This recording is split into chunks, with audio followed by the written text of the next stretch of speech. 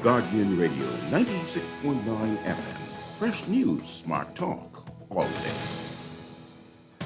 The views and opinions of the hosts and guests are their own and do not necessarily reflect the position of the management and staff of Guardian Network.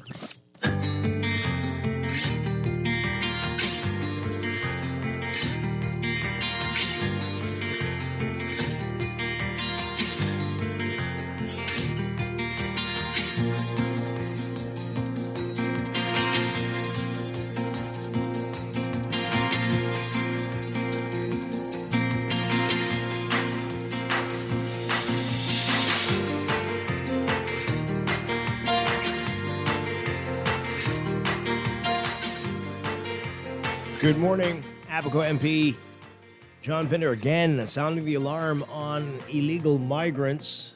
Says the undocumented are closing in on Abaco. The F&M raising questions on the Prime Minister's Bermuda trip. And another man on bail shot dead. It's all straight ahead this morning. I'm Dwight Strachan, and this is Morning Blend. Wake up, it's a new day. Wake up, it's a new day. It's the start of a new way. You know that it's here. It's the start of the end of the old way. Revolution. Wake up, it's a new day. Wake up, it's a new day.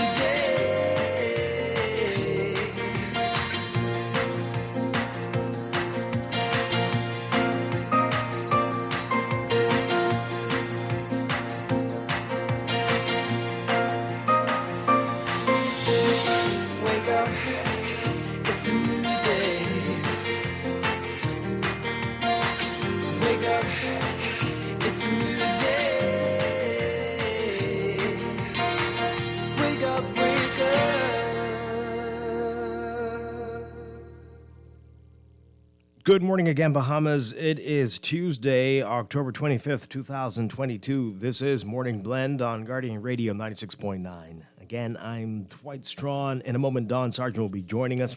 Also this morning, we will be talking with a small business owner on the impact of some of the changes that are coming that are going to impact their sector, minimum wage increase, price controls, all of that, and more. But first, it's time for the overnight, the latest breaking news from while you were sleeping, and the top national and international headlines this morning.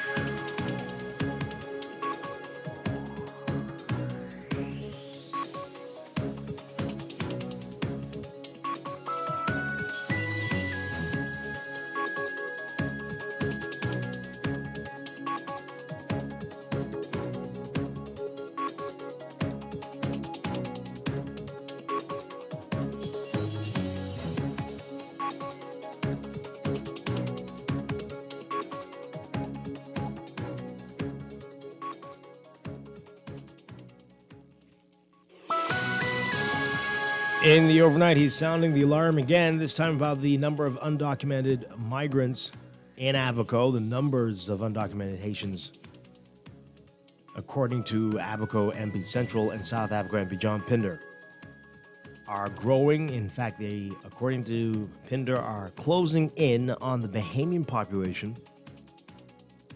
And he's calling for stiffer penalties for people who employ undocumented migrants. Pinder telling the National Guardian, quote, "It has been growing for many decades and it is only growing more. There's a significant number. I wouldn't say how many, but it is a significant number. It could possibly match the Bahamian populace in Abaco now." When asked for an estimate of the island's population, he says hard to say as they're still seeing an influx of Abaconians returning after Hurricane Dorian. A 34-year-old man who was on bail for a 2016 murder was shot and killed shortly after he and another man left a nightclub. It happened on, the nightclub was on 6th Terrace off Collins Avenue. Just early yesterday morning was the incident. The second man was also shot and said to be in critical condition in the hospital now. Police say that after the men left the business around 4 a.m., The occupants of a gray vehicle shot them. Police say both men were hit multiple times. The 34-year-old becoming the country's 109th murder victim for the year. The survivor is a 30-year-old resident of Kemp Road. Earlier this year, National Security Minister Wayne Monroe expressed concern about the number of people on bail who've been murdered.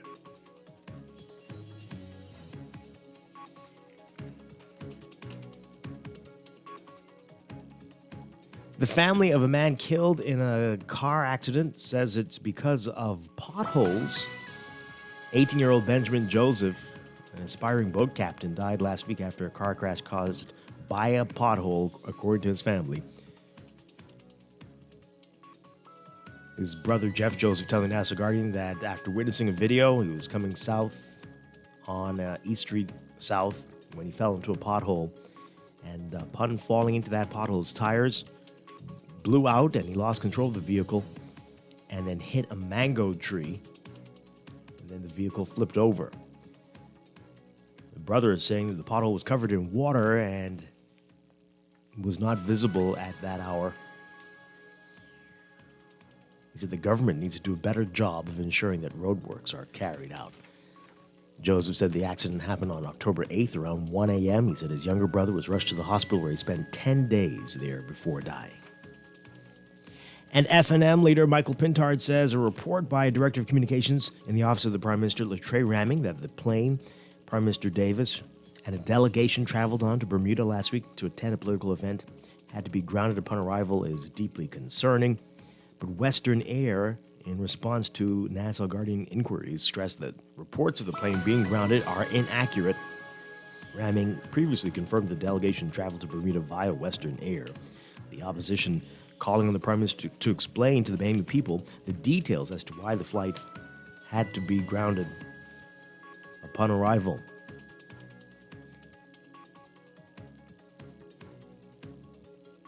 In response to concerns raised over the trip, PLP Chairman Fred Mitchell said that the stories that have been circulating have been pure fabrication and created by F&M trolls. His words, he says there was no incident of any kind regarding the flight, on arrival, or exit. And he says there was a 1-hour delay on departure to fulfill a requirement of air traffic control, but was resolved by the airline.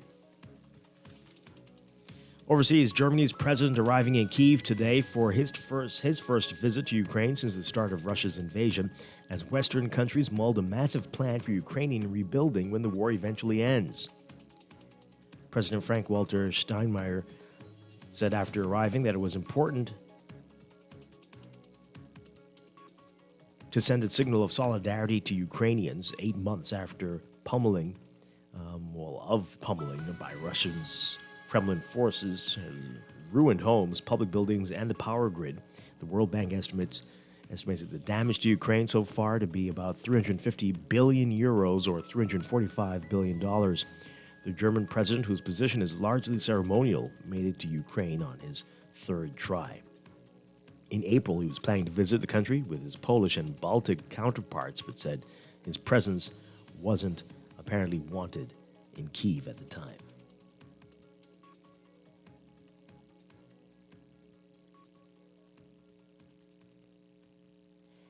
And Britain's new Prime Minister says mistakes were made by his predecessor and has promised to place economic stability and confidence at the heart of his agenda. Speaking outside the Prime Minister's residence, Rishi Sunak said he would confront the profound economic crisis with compassion and lead a government of integrity, professionalism, and accountability. Sunak's top priority is tackling an economic crisis that has left millions of Britons struggling to afford food and energy bills. He becomes Prime Minister after the 7-week tenure of Liz Truss, whose tax-slashing economic plans sent the country's finances into turmoil. Sunak was chosen by the governing Conservatives on Monday to replace Truss. He's expected to appoint a cabinet today.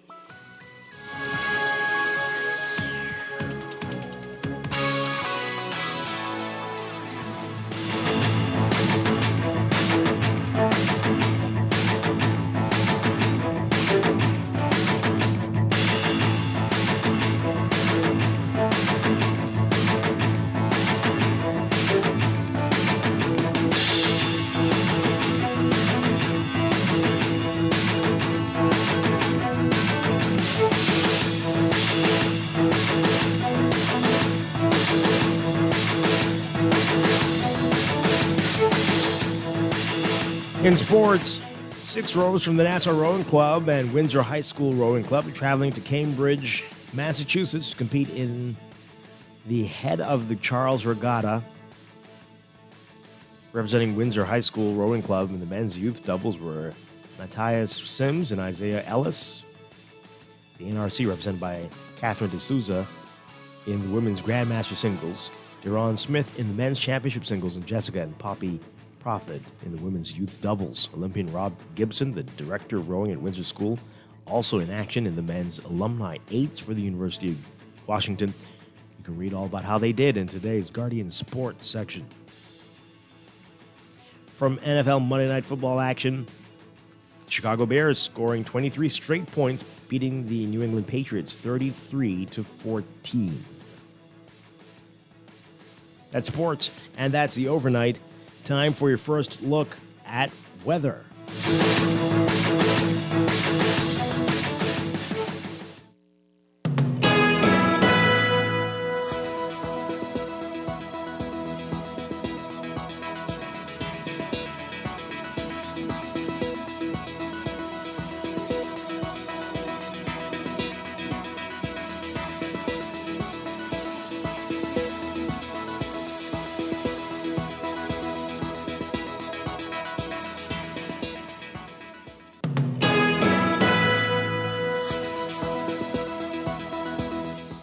In your first look at weather for today, we've got a low pressure center along with a surface trough just east of the islands interacting with mid to upper level troughing. That's going to support pockets of shower activity across the islands today through tonight. Mariners should be alert for water spouts and funnel cloud activity. And beachgoers across all areas should exercise caution as there's a risk of rip currents along north and east coast beaches. For all areas today, a forecast calls for partly sunny and warm conditions with a few light passing showers, becoming fair and mild tonight with a chance of isolated showers. In the northwest and central Bahamas, variably cloudy and humid with a few isolated showers or thunderstorms through tonight in the southeast Bahamas. For boaters, small craft caution in effect due to swells. Expect gusty winds and higher seas in showers and thunderstorms. Winds north to northeast at 10 to 15 knots, occasionally falling to 10 knots or less in the northwest Bahamas, variable at 10 knots or less in the central and southeastern islands. Seas 2 to 4 feet in the northwestern islands, but 3 feet or less in the central and southeast Bahamas. Expect north to northeasterly swells up to 5 feet for all areas. 75 degrees under partly cloudy skies right now in Nassau. Look for highs getting to around 86 Fahrenheit, 30 Celsius. Overnight lows tonight getting down about 73 Fahrenheit, 23 Celsius. That's your first look at weather this morning. We'll have your extended outlook and a look at the tropics coming up after traffic in just a bit.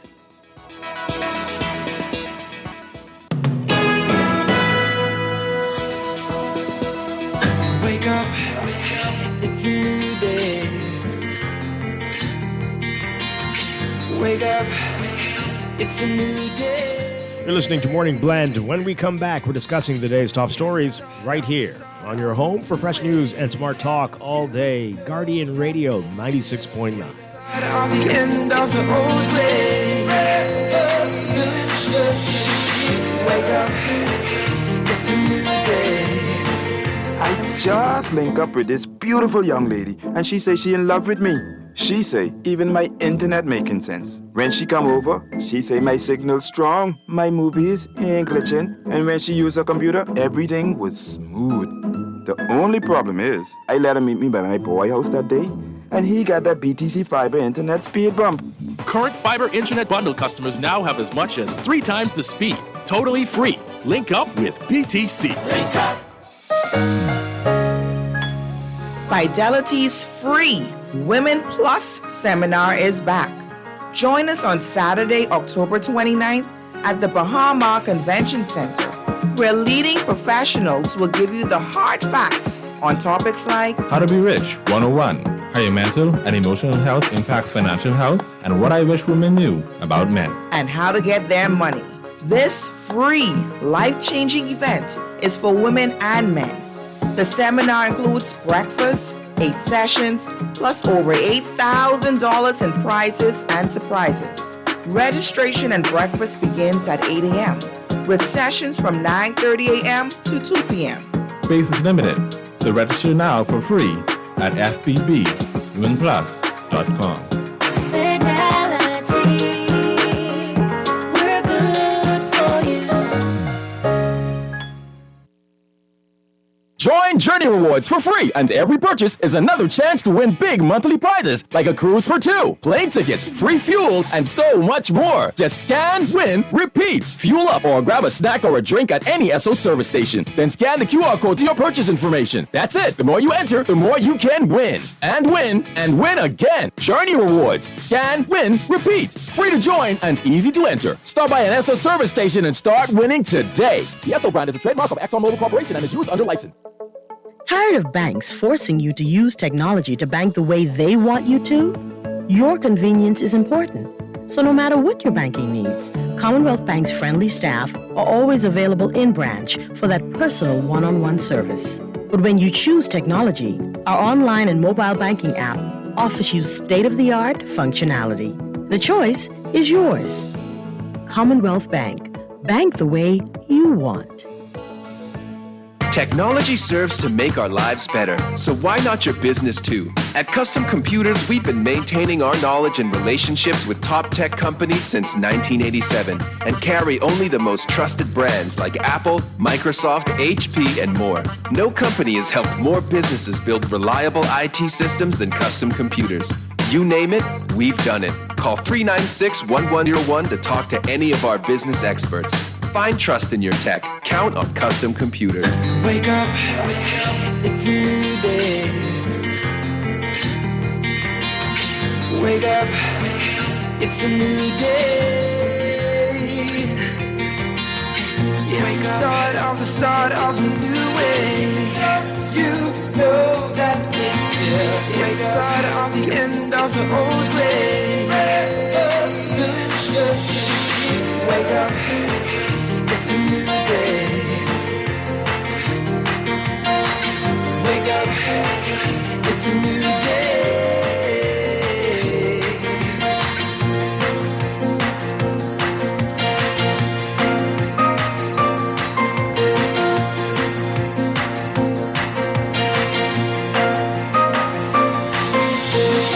Wake up, it's a new day. Wake up, it's a new day. Wake up, wake up. Welcome back to Morning Blend here on Guardian Radio 96.9. We are streaming live on GuardianTalkRadio.com and on the Guardian Radio app for smart devices. We're also on your televisions on Cable Bahamas Channel 969 and BTC Flow Channel 612. Once again, I'm Dwight Strachan. Joining me now, Don Sargent. Don, good morning. Morning, Dwight.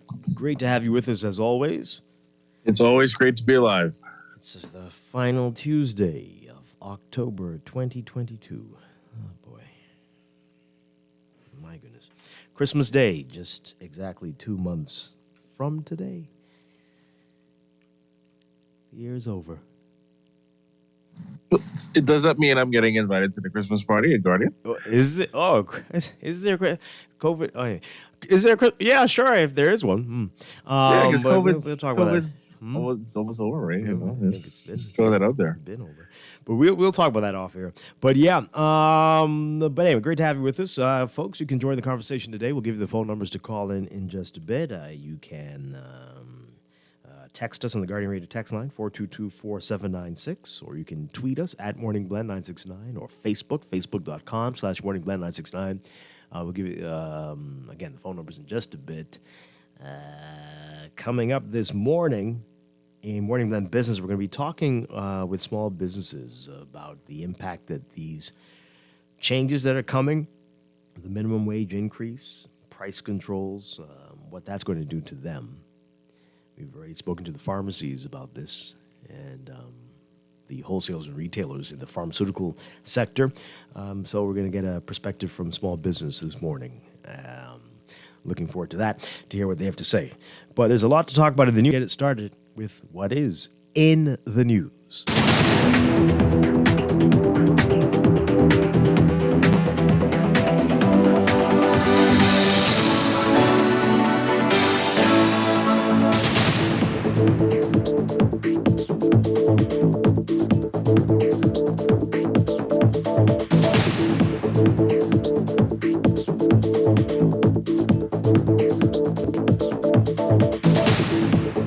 in the news, as we said, lots to talk about. There's a lot going on. I'm just going to hit up a few things, but we'll focus on a few others. But hoteliers set to meet with BPL to discuss their concerns.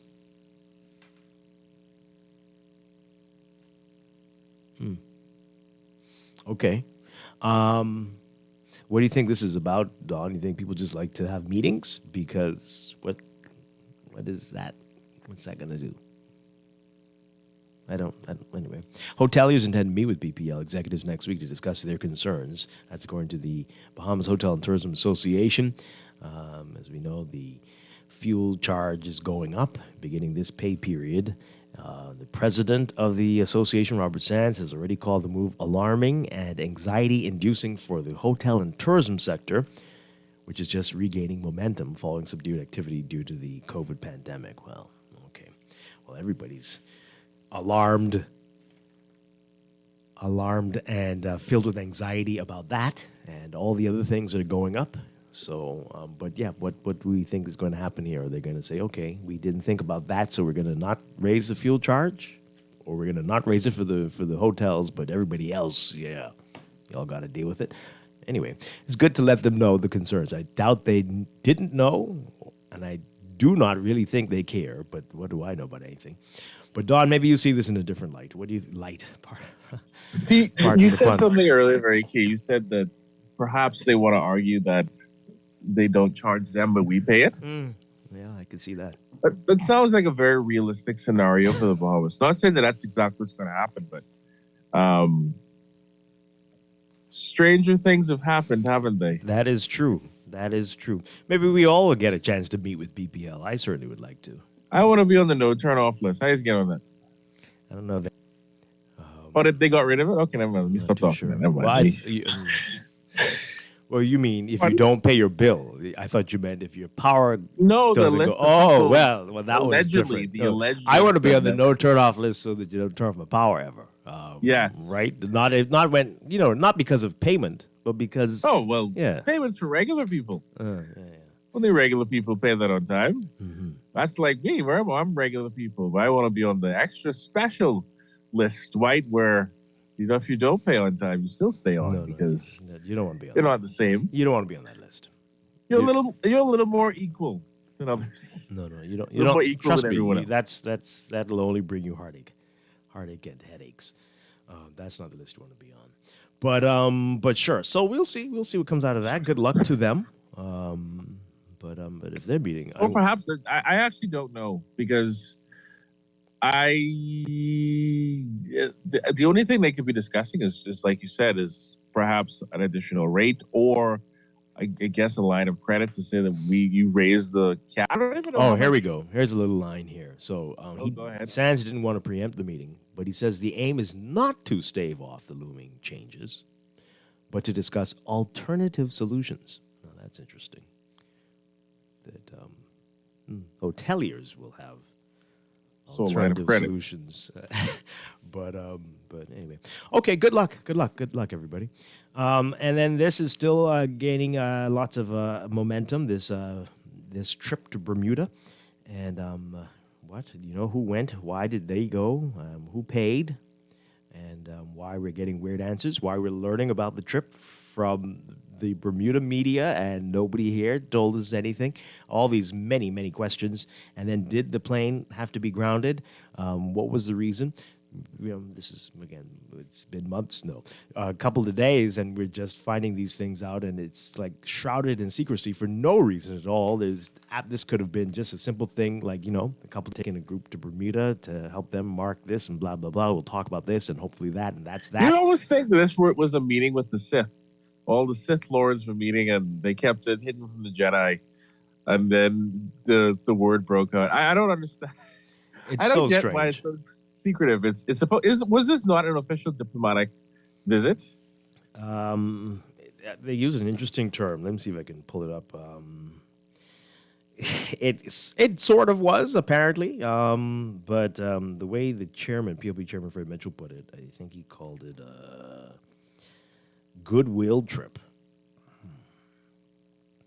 Goodwill trip. But sure. Hey, whatever. I mean, the delegation was rather large. Not too sure why all of those people need to go. But, the weird answers around the questions about who paid, whether it was the government or the PLP, and different answers from different people. But yeah, it just keeps going, and it didn't need all this oxygen. It really didn't. Just say, we're doing this. This is what's happening. We're taking these people. This is why we're taking them. Bam, bam, bam. We'll be back when we come back to tell you more. That's all. I mean, we've done this before. How many times have we had these type discussions in the past? And you still aren't learning, government. Just tell the people what you're doing. Just tell the people. But anyway, I think that's maybe the scary part. You tell them things and they'll know things, and you can't have that. So you'd rather that or them carrying on, making a bigger deal? It seems like we always seem to choose speculation over just explaining things. But you just create a suspicion in people about something that really didn't need to be talked about. It's that's exactly what they do. Well, they like it. They like the attention then. Maybe that's it. And then one person says they stand by their comments, the other one saying something contradictory to that, and then you're looking and saying, well, who do I trust? One of you is not telling the truth or is very much so lated on the facts or does not have the facts and speaking from a different direction that they probably shouldn't be speaking from. So this again goes back to my whole thing that I've been saying now for the entire year. This does not engender trust from the public.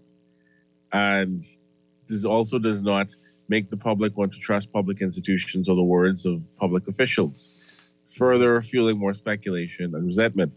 So, and again, it's such a simple thing. Just say like, it was this, it wasn't this, move on. But here we are, Dwight. Here we are.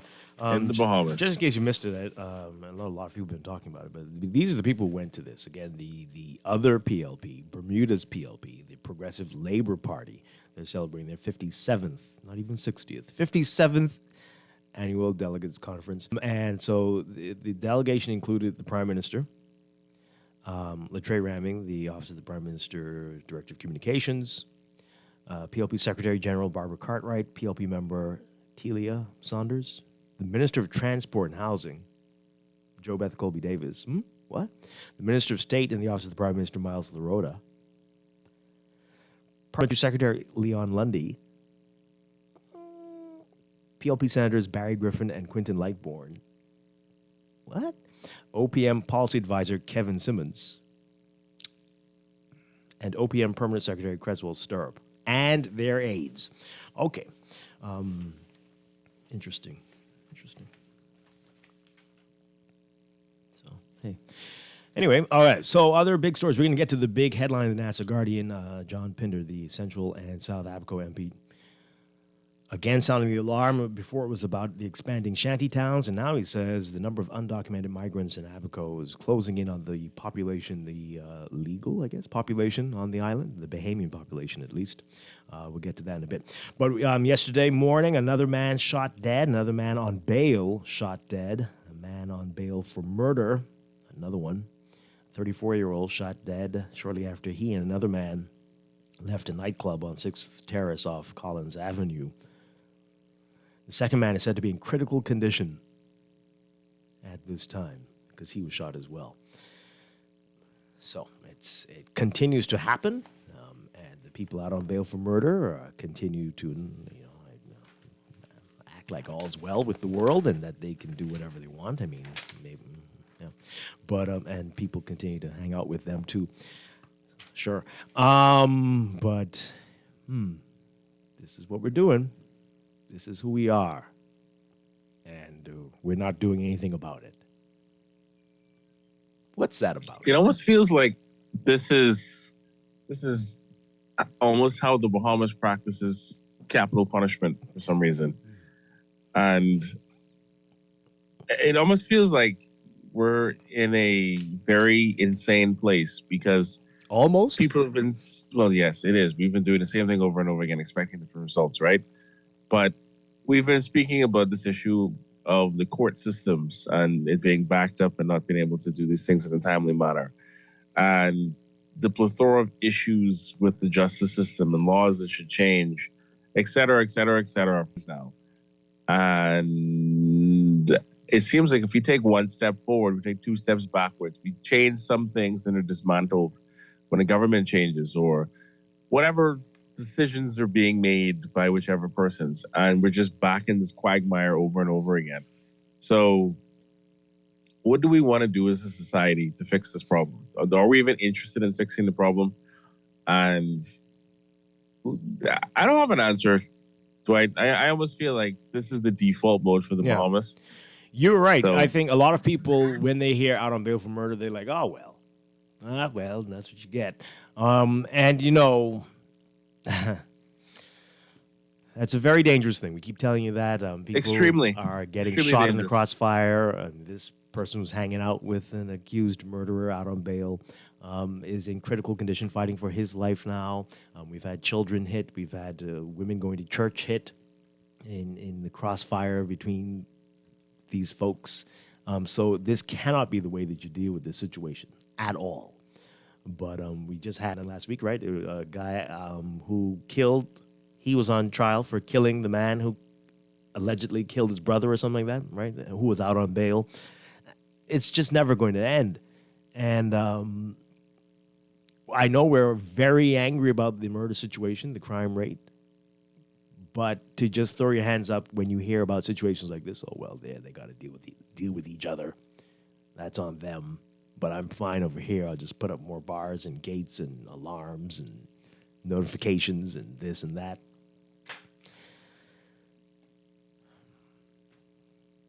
Again, to the outside world, it's all, everyone's getting murdered in the Bahamas. That's how it seems. They're not isolating the fact that it's only people out on bail for murder, or mostly people out on bail for murder. That's not what it looks like. Tiny it's almost country, as if it turned big justice. problems. So not we. Well, actually, I don't even know what words I should use. But it feels as though a part of our justice system has just turned into a meat grinder. And that once certain things are accused against within a set time frame, you will in fact die. And that's not a happy precedent because, again, you're innocent until proven guilty. We don't know if all the people who are being killed or have in fact done the things they're accused of doing, because that's what a court system's for, to determine guilt. And it's like a factory, man. You come up through this system, which we manufacture these types of people all the time. You're essentially disadvantaged by our horrendous educational system. The situation is terrible at home. Then you grow up, get involved in crime, go through this process, go to the courts, get bail, come out on bail, and then you promptly, on this conveyor belt, will be murdered in the streets of Nassau. And then the person who murdered you will be murdered. And it just continues so on, so forth. We've been doing it for 20-something years now, I think, when we had this explosive murder rate. I still remember the year we had 150 murders, and it was under very similar circumstances. Very similar things were said by leaders, that these are just, and I quote, clean criminals, which, again, people are always caught up in the crossfire. And then people still have to be presumed innocent until proven guilty. But, is this the society that we want? Mm-hmm. You know, that way you put it, maybe that should be, you should put that in some commercials or something so people can understand, this is your life. This is going to be your life. This will happen. You do that, this, and that, and then you'll be done by 30. And, yeah. Boy. Let's hear what you have to say about this, folks. Give us a call. 323-6232, 325-4316.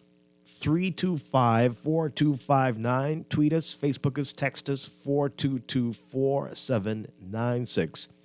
422-4796 for your text messages. This is a text here. This 10 a.m. to 3 p.m. Friday to Monday court system is not working. I think the hour's a little bit longer. But anyway, why can't we have more night and weekend courts? We have enough lawyers to make this happen. Well, maybe the lawyers. I'm not too sure about the magistrates and judges, but sure. I hear you. Yeah, if Saturday, maybe Sunday, we might need to do this. Let's take this call. Good morning, caller. You're on the air. Morning, Dwight and Dawn. Hi, good morning. Yeah, Dwight.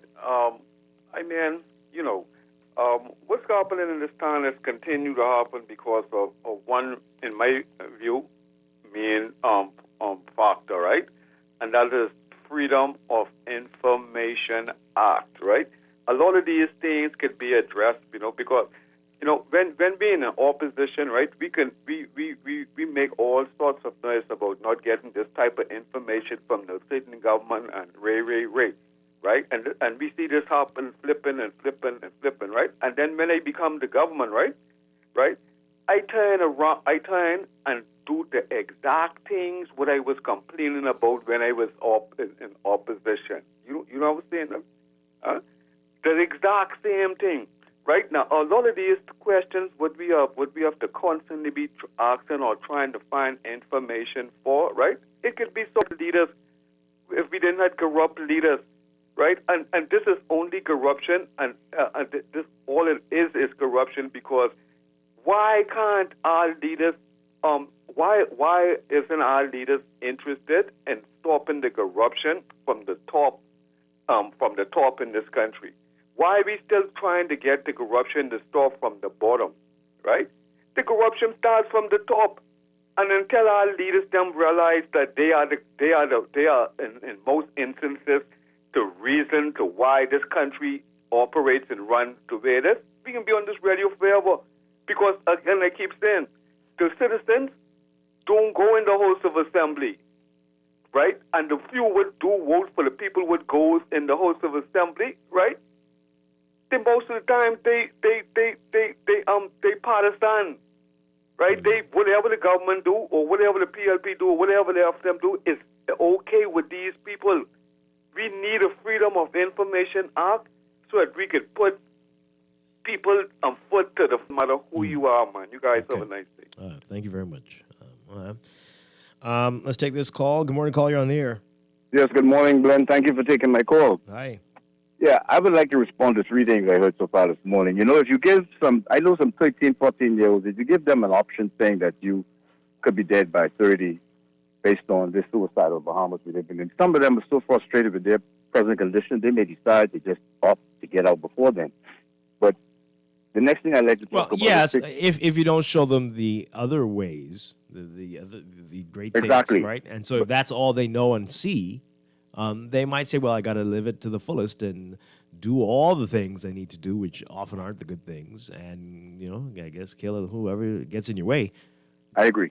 Mm-hmm. I agree. The thing about, we're talking about is energy. Most people believe that we pay for electricity, but we don't. We pay for energy. And the secret is there is no one straight line that comes from the power station to your residence. There's no one straight line. So electricity or the energy does not travel through the wires, side the wires. So it's easy to get free energy if you know what you're doing. So, could I leave that right there? All right. Wow. Back to the migrant. I tell you what happens here. Those who been here for some time and have papers, you're going to cause problems if you try to bully them too much. The ones who just reach and who have no papers, just go after them, because you're going to make a fighting experience if you have someone who was born in the Bahamas, been here all their life, and they have no papers. Yeah, I think you better help them out, because these people are becoming, I think we talked about that earlier. You follow what I'm saying? Yeah. All right. And we're going to talk a lot more about that in a few minutes, but thank you very much. Appreciate it. All right. Let's read a couple messages, and then I want to get to one other thing before we get to the migrant issue there. This text here, I don't understand the words that you're saying. Texter, I can't read them. I think they're, so you might need to send that again. I do. What does this mean? What's happening with the text line? This can't be what you meant. I can't read that. Not sure what that is. Sorry, texters. A couple of these are indecipherable. Somebody's saying the Bermuda Triangle. Okay, you think, what's that? What about it? That's what they're calling it, huh? Everything gets lost in there, apparently. Well, most of the Bahamas is in the Bermuda Triangle, right? And so it's probably why the truth is always lost in the Bahamas. Huh? Okay. It should be the Bahamas Triangle. There's more of the Bahamas than the Bermuda. But anyway, but yeah, right where we are, right here in New Providence, in the middle of the Bermuda Triangle. So yeah, that. But thank you. Yes, the Bermuda Triangle. Okay. This one says here.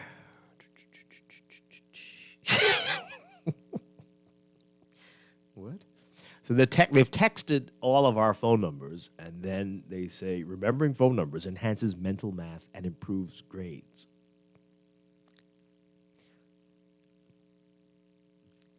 Good for you, Dexter. The 3 or 4 arms of governance, all the estates of our democracy are not able. Italy and Brazil have elections on Sunday. We have to do more for justice. So this must have gone through a translator or something, because that couldn't have been an English sentence. It's some words in English, but just nothing made sense. And that's the same text who texted the phone numbers. So it's one of these. It's the final Tuesday in October. Maybe that's in the Halloween spirit. It's invading all of us. Good morning, caller. You're on the air. Said that. I don't know what's going on. The way that you said that sounds an awful lot like a death sentence. This is your final Tuesday in October. Yeah. Well, hey. Good morning, caller. You're on the air. Godly days of this dark universe. Hi. Hello? Yes. Good morning. Can you hear me, Dwight? Yes, we can. Yes. We can hear you. Yeah, we can hear you. Turn on your radio. Can you hear me, Dwight? Yes, absolutely. Oh, wonderful. We need justice, order in this country. What other foolishness I've heard the people can't stand up for our country. They need not to be behaving when you ain't going to stand up. We got to compromise. That's foolishness.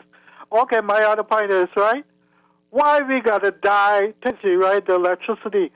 Why we got to always die for the rich people, and we're not dying for our own people. What I am saying, yes, we always got to pay their bills or keep them floating, and nothing happens for our people. Where's that coming from? Why are you saying that? Why am I saying that? Because the hotels, they could go and they could allow not to be paying their bills. No one said that. Who said that? You implied that, did you not? No, we did not. We're saying they are going to meet with BPL to discuss their concerns. Nobody said that that's what they're going to. But we cannot meet. We got to pay our bills. I don't think they're trying not to pay their bills. They just say they want to meet, and they have some suggestions. Why they want to meet? You don't want to meet with BPL? I would like to have. Why they want to meet? They haven't said really, but they say they want to discuss their concerns. They have some suggestions or alternative solutions. And they didn't say they're concerned. No, not yet. Okay, well, when you want to meet, that sounds like you're not being able to pay the bill. And what happens? We're gonna have to pay the bill. We gotta keep. You're jumping to conclusions. Keep the rich people floating. But when it comes to us, we gotta die. It's foolishness. Other thing is, right? The country in which the Prime Minister was being to the other day. Bermuda. Let me ask you something. When they became our sister party or whatever. Huh? Oh, you're asking me when they did? Yes. I'm sure it was before my time. I don't know for sure. This is the first time I'm hearing it. Oh, I mean, what difference would it have made if you knew about it? It makes a lot of difference because when people know what's happening, they know how to conduct themselves. If we had known that, we would have known how to conduct ourselves in a different manner. Really? Really? How? How they got our sisters? I mean, you just say it. I mean, they're the PLPs. Now, who's we? They're the PLP sister party. Are people who voted PLP would have known how to conduct themselves pertaining to their sister in Bermuda? I don't see how. I mean, I don't think it's just a thing. You know, we've got many sister cities around the world. Nassau does. Most people don't know which ones are the sister cities, but it doesn't change their life in any way. And you could say, boy, I wish we were more like, I think Charleston is one, right? Charleston? Yeah. Don't you wish? But what difference will it make? But I hear you. It's good to know things. Sure. Why not? Is Chicago a sister city for us? Because it feels like it. You need to stop. We'd love to murder. I don't know. Just throw that out. Twin City, yay. Southside Chicago specifically. Our identical twin. We're just a little shorter. Yes. We didn't grow as much. We didn't grow as much. The daddy don't know. What? No. That's our brother, man. Same daddy. Good morning, caller. You're on the air. Yes, sir. Good morning to us. Hi. Yes, LP does the same thing in the Turks and Caicos. Oh, they have a sister party? They get involved. They get involved in elections in the Turks and Caicos as well. They the particular party in the Turks and Caicos that say they're connected to the PLP, and I don't think that's right for them to be involved. You know what I'm saying? In another nation's politics, they wouldn't do it in the United States. They couldn't do it in the United States. No foreign government. I don't think they were trying to interfere with politics in Bermuda. With that being said, with dealing with this crime thing, right? We tend to always want to separate crime from the social status or economic status of the nation. And I would think that we need to go and listen to all the literature or everything on Martin Luther King and realize how he was very concerned. He was more concerned about the human rights, like the housing and wages of all poor people. The Mexicans, the Hispanics, the Japanese, the poor whites. Civil rights is easy. But when it comes to dealing with the human rights, it takes billions of dollars. Governments are making investments. You know what I'm saying, in our housing, things like housing and wages, and the like. So until we do that, we'll always have the crime issue. The poor will always be with us, and the thing is, the guy that gets arrested for begging out, he becomes a guy on the street begging. You know what I'm saying, with no shoes on their feet. You know what I'm saying? That's who he becomes. If he don't graduate to the murderer. Thank you. Okay, all right. Thank you very much. All right, we're going to take a break. When we come back, I want to talk about the migrant issue. Definitely want to get into that and what the MP for Central South Apico is saying, and also this claim by family members that their loved one died because of potholes. We'll get to that after the break. This is Morning Blend on a Tuesday morning here on Guardian Radio 96.9.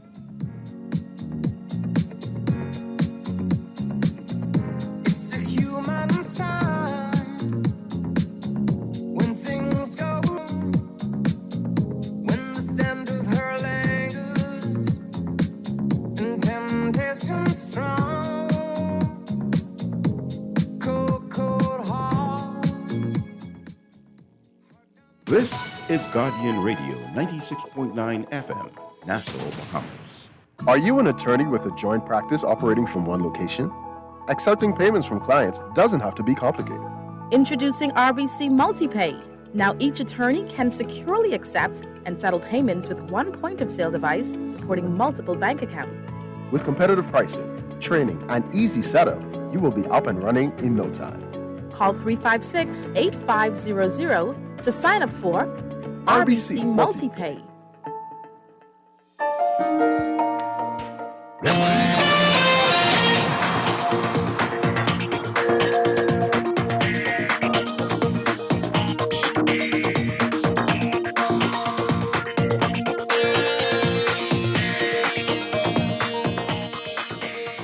$7:45 the time now. Time for your first look at traffic for this morning. Brought to you by RBC. For all of life's moments, there's one Visa Classic credit card. A reminder about the Village Road, especially Village Road near Shirley Street. Lots of work still going on there. And the Boyd Road still in a state that's challenging. So keep that in mind. The issue with the Village Road, that's causing some delays on Eastern Road, more than you normally see at this hour. So traffic is backed up from the junction with Shirley and Village all the way past Fox Hill. That's westbound traffic. So you're going to be facing that this morning. It does ease up a bit once you get past Johnson Road, but it's still heavy to Shirley. Elsewhere, we've got Milo Butler Highway seeing heavy traffic northbound, as usual at this hour, from well south of the roundabout with Fire Trail all the way up to the roundabout with Tawny Williams Darling Highway, and backed up along Fire Trail eastbound to the roundabout as well. Glasgow Road is busy also from Fire Trail up to John F. Kennedy Drive northbound. Building traffic on Carmichael westbound to Coral Harbor Road, and building eastbound to Blue Hill Road at this hour. Elsewhere, pockets along Prince Charles Drive, especially near Elizabeth Estates and near Beatrice Avenue.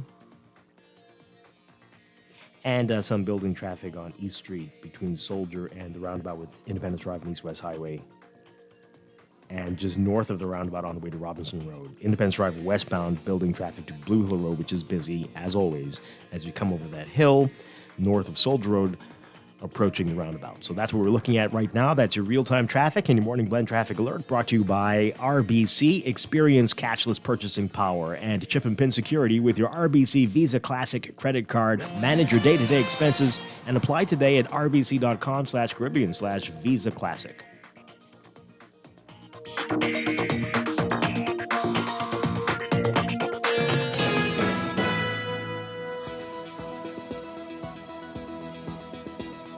And 7:47, we've got another check of your weather for today. Here's what's happening. We've got a low pressure center just along with a surface trough east of the islands interacting with mid to upper level troughing. That will support shower activity today through tonight.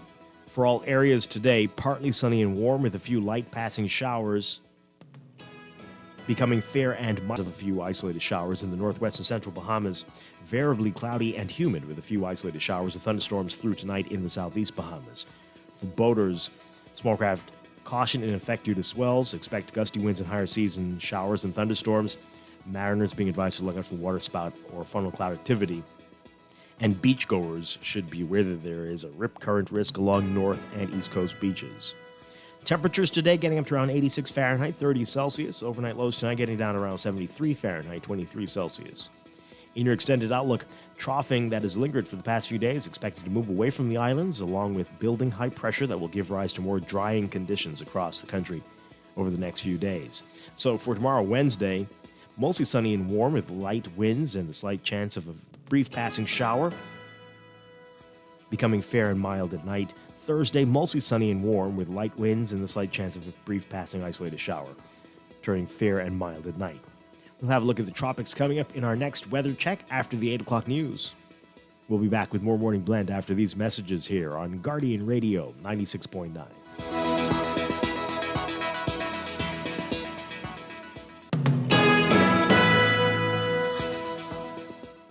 Breakfast just got better at Wendy's. Introducing the Breakfast Biggie Bag. Enjoy a double sausage muffin with 2 square sausage patties, a freshly cracked egg, and cheese served on a toasted English muffin, a medium waffle fries, and an orange juice for only $5.25, VAT inclusive. And an apple pie for just $1 more. Say what? At Wendy's, better breakfast is all day. Offers valid in participating locations. Wendy's, different inside and out. You're always on the go. We know life can be a daily rush. CIBC, First Caribbean, you can count on us. We make life easier. Manage your accounts at any time. Apply for a loan. It's easy when you bank online. We make life easier with choices that suit you. CIBC, First Caribbean. Earning zero interest on your savings at the bank? With as little as $100, you can start earning interest on your money while you're sleeping, eating, or standing in line at the bank with the CFAL Savings Express Plan. Ready to invest? Start by putting $1,000 into our mutual funds and earn interest there too. Because at CFAL, your interest is our CFAL.com to start now. CFAL, growing wealth for future generations of Bahamians. If you were exposed to COVID-19, have symptoms, or traveled recently, get tested so that you can have peace of mind about your status. Just visit one of our convenient locations on New Providence at the University of the Bahamas or Golden Gates Plaza, weekdays 9 a.m. to 5 p.m. and Saturdays 10 a.m. to 6 p.m. On Eleuthera at the 3 Island Dock, Mondays through Thursdays 8 a.m. to 6 p.m., Fridays and Saturdays 8 a.m. to 7 p.m., and Sundays 8 a.m. to 3 p.m. On Exuma at the Regatta Park, weekdays 9 a.m. to 3 p.m., Saturdays 9 a.m. to 5 p.m., and Sundays 1 p.m. to 6 p.m. On Abaco at Maxwell Food Store, Mondays through Saturdays 8 a.m. to 5 p.m.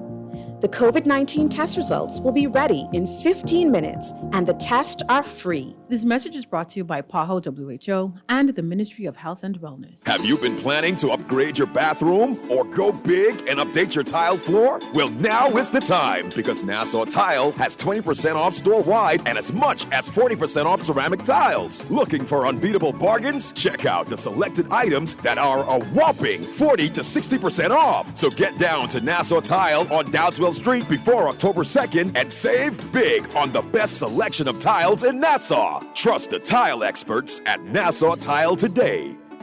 Screws and Fasteners World, Balfour Avenue and Palm Beach Street, has those hard-to-find fasteners for you right now. You can find stainless steel regular hex, carriage bolts, galvanized bolts, threaded rods, nails, self-tap screws, sex bolts, anchor bolts, turnbuckles, hand tools, and weed whacker strings. Check out the rope selection and car body fasteners too. Special orders are welcome.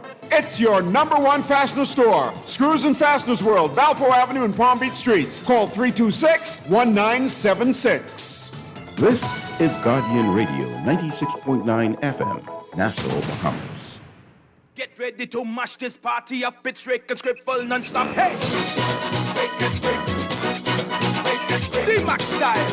Rick and Script. Oh, yeah. Rick and Script. I see you coming from a mile away, girl. Rick and Script. I see ya coming. Girl, I see ya. Hey! She says she's a real good girl. She only goes to church then home. I say I'm a real good guy like Rick and Script. I stay in my zone. She says she don't party hard. I tell her I'm a partier. She tell me she ain't no cutter, but she'll go out with me. She say that she drinks Calyx, but only 3. And then We're back here with Morning Blend on Guardian Radio 96.9. Dwight Strong along with Don Sargent on this Tuesday morning. All right, so we are talking about what's in the news. Got a few messages before we move to our next topic. This person says here, Dwight, my wife says that her favorite people, the two of you engage in conversations that have everyone out here totally lost. Well, I too often don't know what's happening. So, hey, but I'm glad to hear that. Tell your wife good morning. This one says here,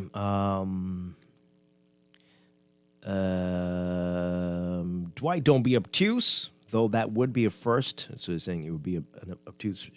That'll be a first for me to be obtuse. So I think that's a good thing, right? Thank you. Anyway, of course they want to meet with BPL. This is the hoteliers, to discuss ways to either decrease their bills or negotiate a more favorable rate. Okay, I suspect they meant to say that wouldn't be a first, but anyway, they said it would be. So I'm going to take that. Thank you. But yeah, I don't know. But I'm curious as well. Why do you need to meet? What are you going to say? And what ideas would you have for them? Maybe you all should take over running the power company instead of the... Anyway, and this person says... That's the only time I think most of us we don't really meet, but we get to see BPL is when they goes off. Oh, yes. Or to disconnect. Yes. Yes. Yeah. But when they do come, they're very, very friendly to reconnect. It's like, hi there, come to turn off your power. That's great. Not that one. I mean, when they come to reconnect after you've been off for hours. Yeah. Tell Brayman the PLP said the party in Bermuda is a sister party because they have the same PLP initials, not because they interfere or vote in Bermuda. Okay. Because they have the same... Don't they have similar ideals as well? Well, I don't know. Well, apparently just having the same name is all that matters. I think there's similar ideals, and they may have some similar things in the Constitution. Perhaps, and also maybe some ideology. I don't even know if our parties really have ideologies, but in reality, it doesn't seem so. But sure. Well, that's scary. Similar initials. Okay, so that means, are they kind of related? What, cousins to the PLO? Is that what that means? I don't know. Okay. Anyway, that was dark. I'm just saying, if that's all it takes, then okay. Hey, so this is a horrible story, and the family is insisting that it was because of the potholes that their loved one is dead now. Take a listen to this tragic tale from our Jared Higgs. 18-year-old Benjamin Joseph had dreams of being a pilot or a boat captain, according to his brother, Jeff Joseph. He was in the process of applying to go to school to be a boat captain, but his dreams got cut short.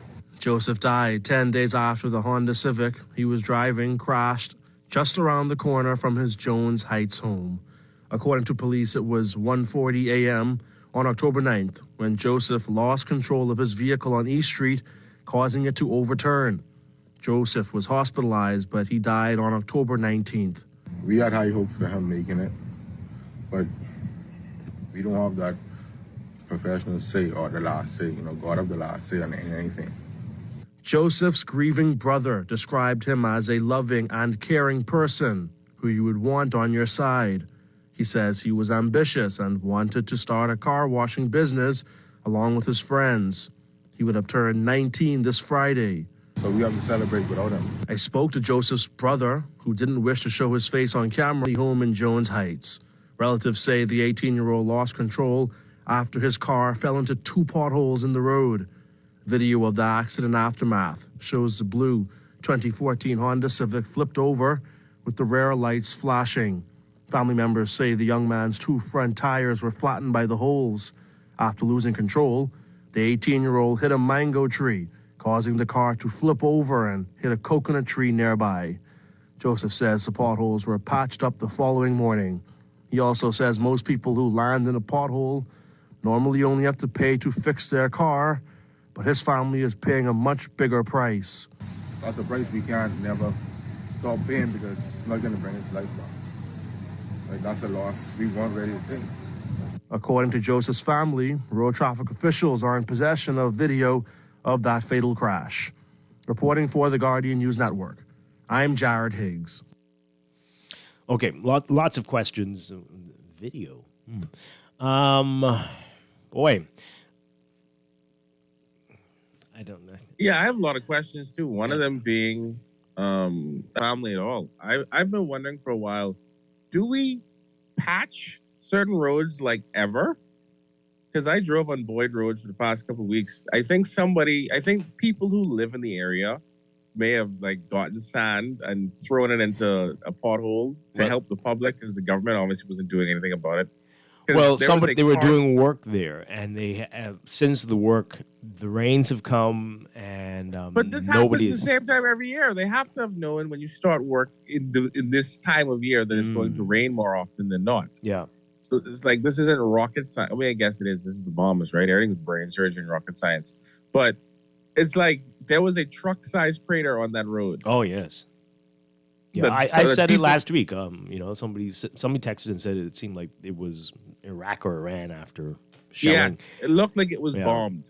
The road, and it isn't even just that road. It's tons of others. There's a ginormous pothole on East Street going towards Harbor Bay.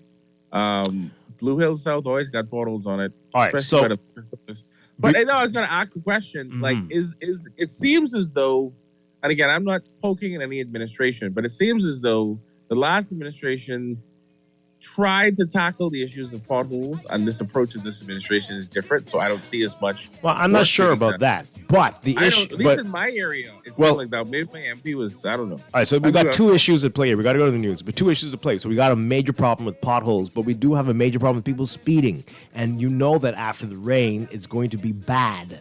It's going to be much worse, so you have to take some responsibility there. We'll pick this up on the other side of the news. Stay with us. This is Guardian Radio 9 FM, Nassau, Bahamas.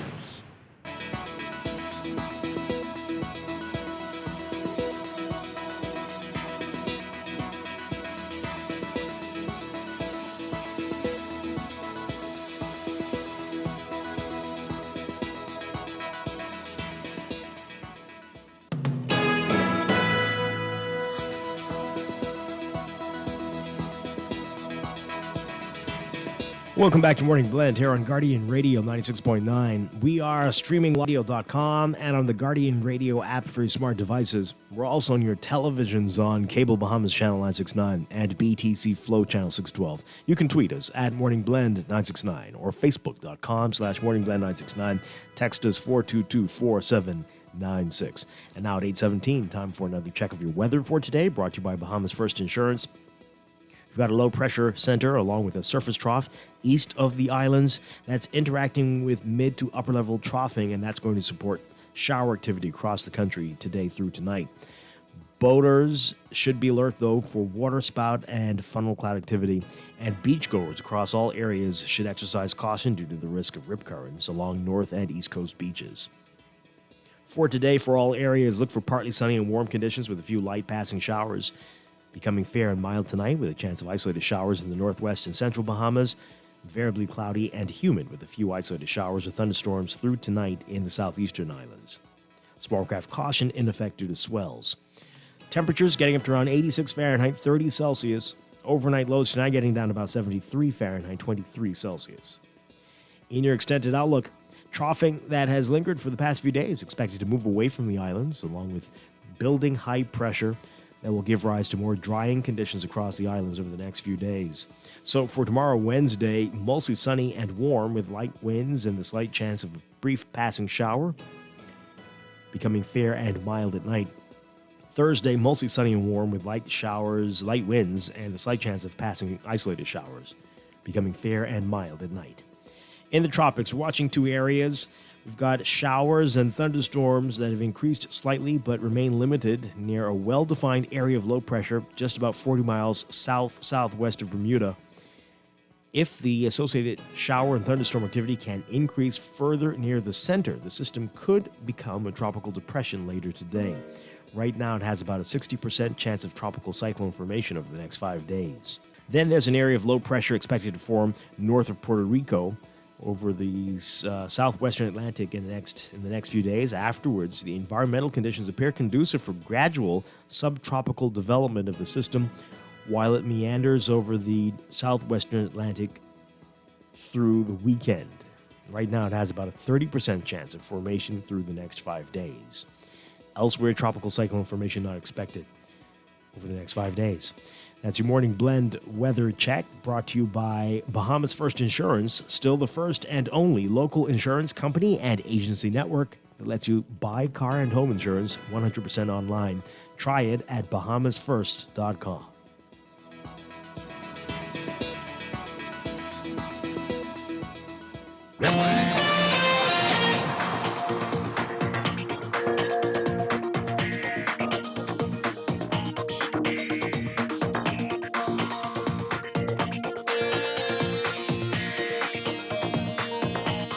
And time for another check of your traffic for this morning, brought to you by RBC. For all of life's moments, there's one Visa Classic credit card.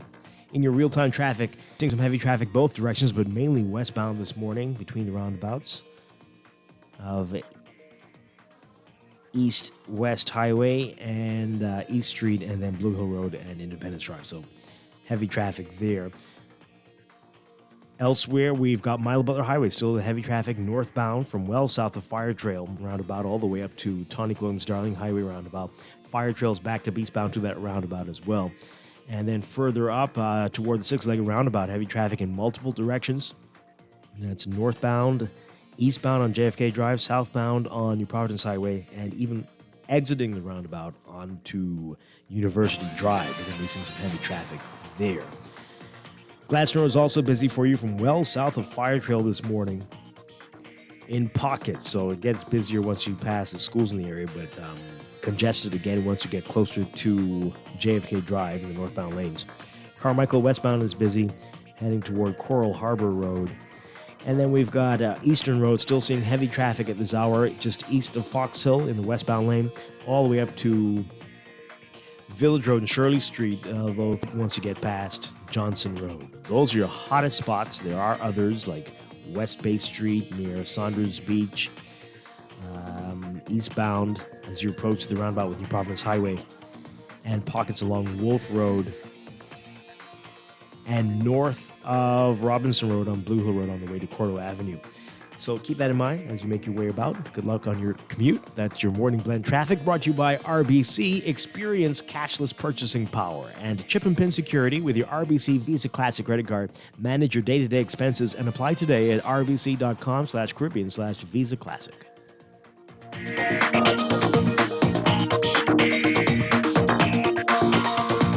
This is Guardian Radio, your station for up-to-the-minute news, intelligent, interactive, and engaging conversation. 96.9 FM.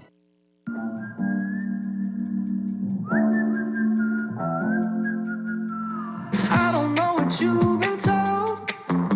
But time is running out, no need to take it slow. I'm stepping to you toe to toe. I should be scared, honey, maybe so. But I ain't worried about it right now. Keeping dreams alive, 1999 heroes. I ain't worried about it right now. Swimming in the floods, dancing on the clouds below. I ain't worried about it. We are back here with Morning Blend on Guardian Radio 96.9. Dwight Strachan along with Don Sargent on this Tuesday morning. Coming up in Morning Blend Business, we're going to be talking about the impact some changes that are coming with minimum wage and price control could have on small businesses in the country. That's straight ahead. But we continue to talk about what's in the news. Before the break, we started this conversation about this tragic story of the a young driver who was in the hospital for a number of days after a terrible crash. He's only 18 years old. Terrible crash. And the family's claiming that he hit a couple of potholes that were hard to see because it was late and they were covered in water. And it caused him to lose control of the car. The tires were blown out. He hit a mango tree, a coconut tree, flipped over. Just really terrible. And they're saying that it's the potholes that contributed to this accident. And they're saying they've seen the video. We're wondering what video this is. Could it be CCTV? And was speed a factor here? And if speed wasn't, or even if it is, should the government be made responsible? Should they be liable for something like this if this happens? Many of us have had this situation before. I've had tires blown out because of potholes, and not because of speed, but they've been blown out because of a terrible pothole, and just, you could be going the speed limit and hit that, and that's the end. The rim's damaged. You call. Well, first of all, it's hard back then. It used to be hard to find who it is. I don't know if it's road traffic, actually. Is it Works? Who is it? But the foolishness you have to go through. Have you ever had to do this, Don? They'll tell you you have to prove. Of course I have. And then you call people and like, we're responsible for that. Call this number, and then you call that number, and it's like, I don't know what you're talking about. Call this number. When you finally do get to the person, they're like, well, you have to fill this form and prove that this was the pothole and at leave your this name time, and number. right? All this nonsense. It's like doing a police report, actually. Yeah, they'll go and question the pothole and see if it was involved. If they have to get the pothole's opinions on things, of course. Were you at this location at the time of this accident pothole? Well, that's not even the most egregious part, Dwight. What they would do is they would send out a team. I don't know if they were private contractors or ministry. I don't know who they were. But they'd send out a team, and they'd cut an area around the pothole as if they're going to patch it.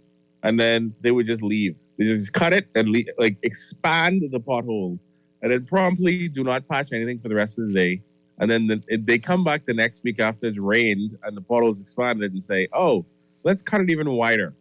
And then they do that and they repeat this process until eventually weeks later they actually patch the pothole. Yeah. Sometimes I'll be honest, they have patched the pothole the same day, but that's not usually been the case. Paint markings on the roads. We paved them good roads there for the royal family to come and visit, and we have not even marked those roads to say anything. It's like we just gave up on that process. Yeah. Well, I was told that you have to allow I don't know the terms, but you have to give it some time to cure. I'm not sure. I'm just saying before you can put that on it. I understand. But in some cases, they do that within days. But now it's been months since our future king and his wife were here, right? It's rocket science, though, because they have to fuel up the jet, and then I give up to it. We need to invite them back. It feels like it honestly feels like they're just out to lunch. They're just on vacation. Everybody's on sick leave, and you call in the office, and who ain't on sick leave stepped out of office, so they can't patch the hole. It just feels like what we should probably do at this point is just all buy helicopters and try to fly around. Because this is just like Sarajevo in the Nassau. So I want to be fair to folks, right? So there is now a pothole hotline. I was going to call it the pot line. No, but anyway, pothole hotline. Everybody, we have lots of pot lines in Nassau. Just want to throw that out there. What anyway? Parents got what you're talking about. So, so we'll talk about that in a bit. But the issue is, what are they filling in the potholes with? because it seems to be a totally different material than the original road. And it seems to be a much softer material. And it's often not level. It sinks or it's higher, and you create other issues with that. And then when it rains again, it opens up again. And there are a couple places, I don't know if I should call the names, but guaranteed they fill in the pothole after weeks. But it rains again, and it's becoming a sinkhole. How often they've had to fill it in? It almost sounds like the gift. It's like an economic stimulant because you consistently get contracts over and over again to fill in the same pothole. So you think that's what it is? I was just saying that maybe they just use Kleenex or something. I don't know. I'm not sure what it is, but it isn't a suitable material, and it's very bizarre. But hey, let's get your reaction to it, folks. Have you ever tried? Has anybody sued the government for accidents that have caused you to damage your rim or to blow out your tires? Have you ever gotten any compensation for this? And if there is CCTV footage, they use it when it's convenient. Hey, what's happening here? What do you do? What can you do before another person loses their life over something like this? So again, there is that pothole hotline. This person says here, Bahamians need to take some of the blame for this too, though. There is that pothole hotline. They ask you to pin the potholes. I did it on the airport road and took my time and pinned every single pothole one evening. Wow, very good. The next day, they were all paved. I don't know if it was my pinning, but I was told the information was sent to the relevant department, and in one day, the holes were filled. Okay. Well, there you go.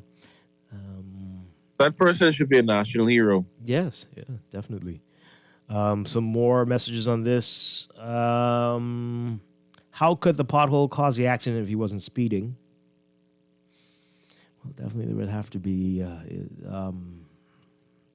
speed. Definitely was a factor from the looks of that. All right. Now, some of these potholes are horrible, but they not necessarily would cause you to lose control of the vehicle and flip over.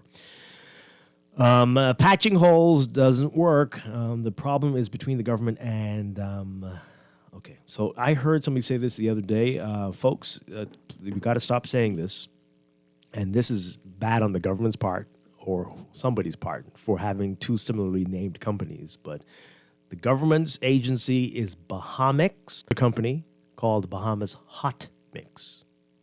They're trying to go by BHM, it seems, so that there's less confusion.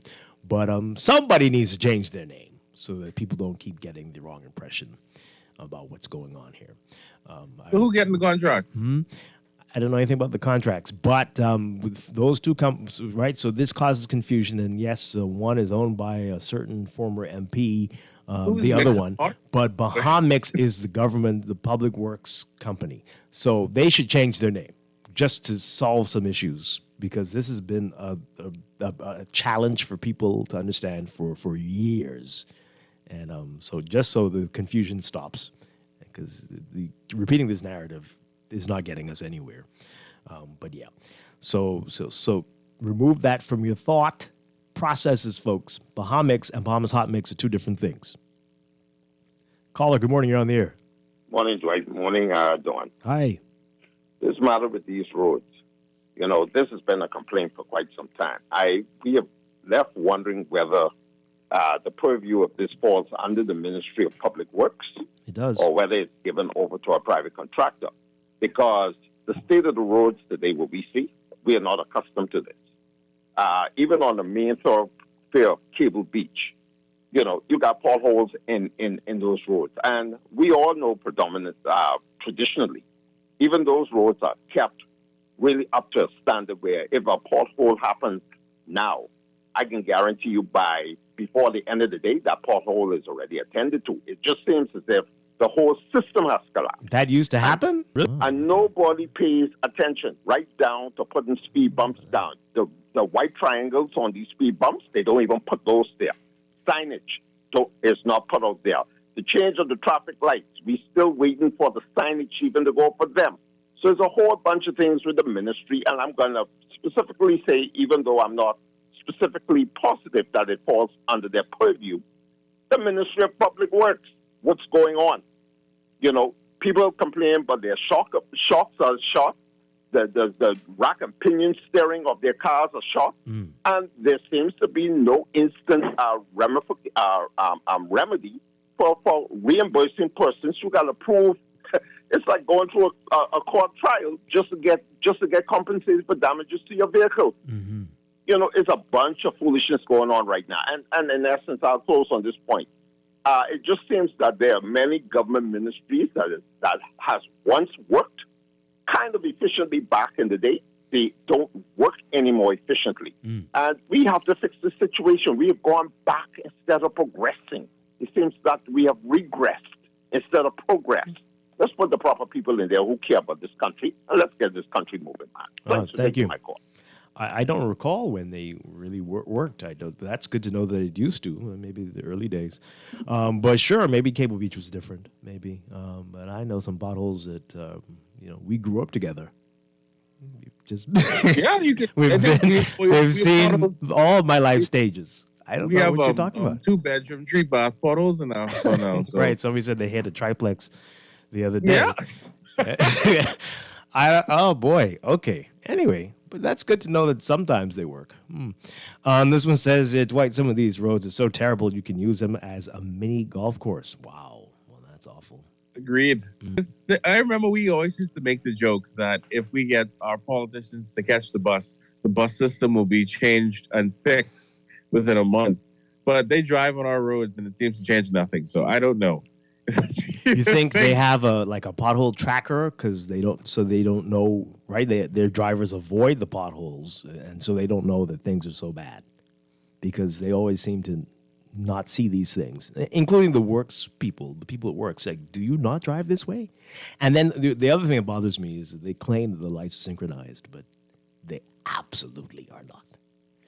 What's the name of that movie with Sandra Bullock again, where she puts the blindfold on her face and tries to go about life not saying anything?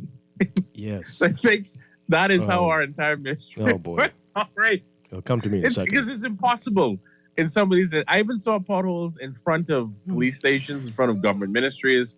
And it's like, you can't not notice these things. But I agree. We should, I guess, take advantage of reporting them. Hopefully this somewhat addresses the issue. Yeah.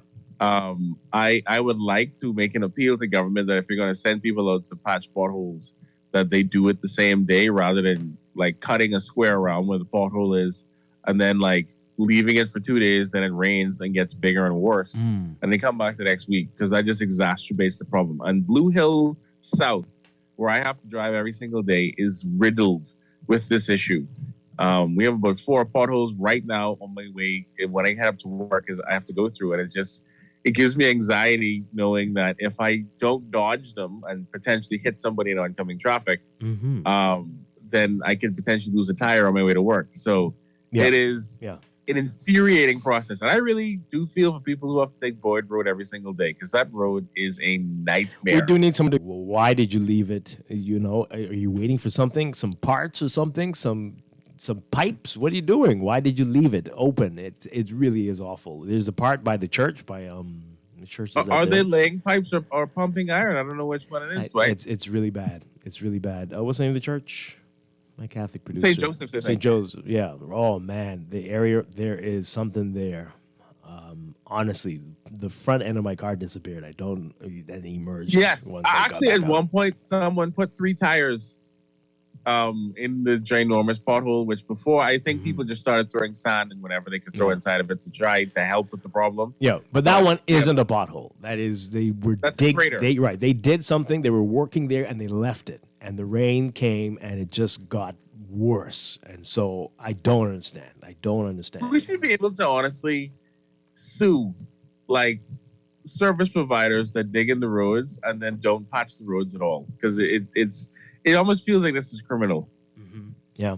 Well, at least explain to us, right? And they don't really communicate with us much in the media to tell us, folks, please make everybody know to avoid this area as the work continues and we have a delay here and this is happening. We're waiting for the rains to ease up. Whatever it is, tell us what it is. But we're not getting that communication at all. This text here, some guys came a month ago and sprayed red circles around huge crater potholes in the road by my workplace. Now the paint is fading and the pothole remains, eh? Boy. This text, the Ministry of Works is the lousiest government department. Waste of time. That takes a lot to be the lousiest, though. Boy.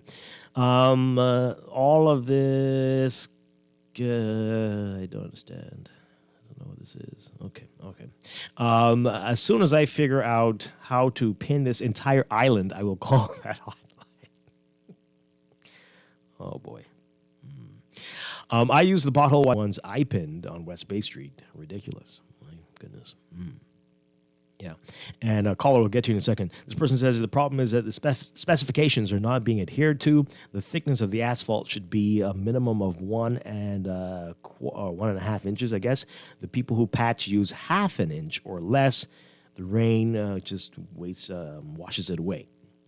Well, yeah, it's definitely a different material. You can tell that. We can tell that those of us who've never touched asphalt other than with the road. But I didn't even know we had a specification. I didn't even know we had like standards in this country. But if we say that we do, and contractors, if it is contractors in fact doing some of the work, aren't adhering to them, then get rid of them and get people that will actually do it. Because the public, we don't want to be paying over and over again to patch the same pothole because it wasn't patched properly the first time.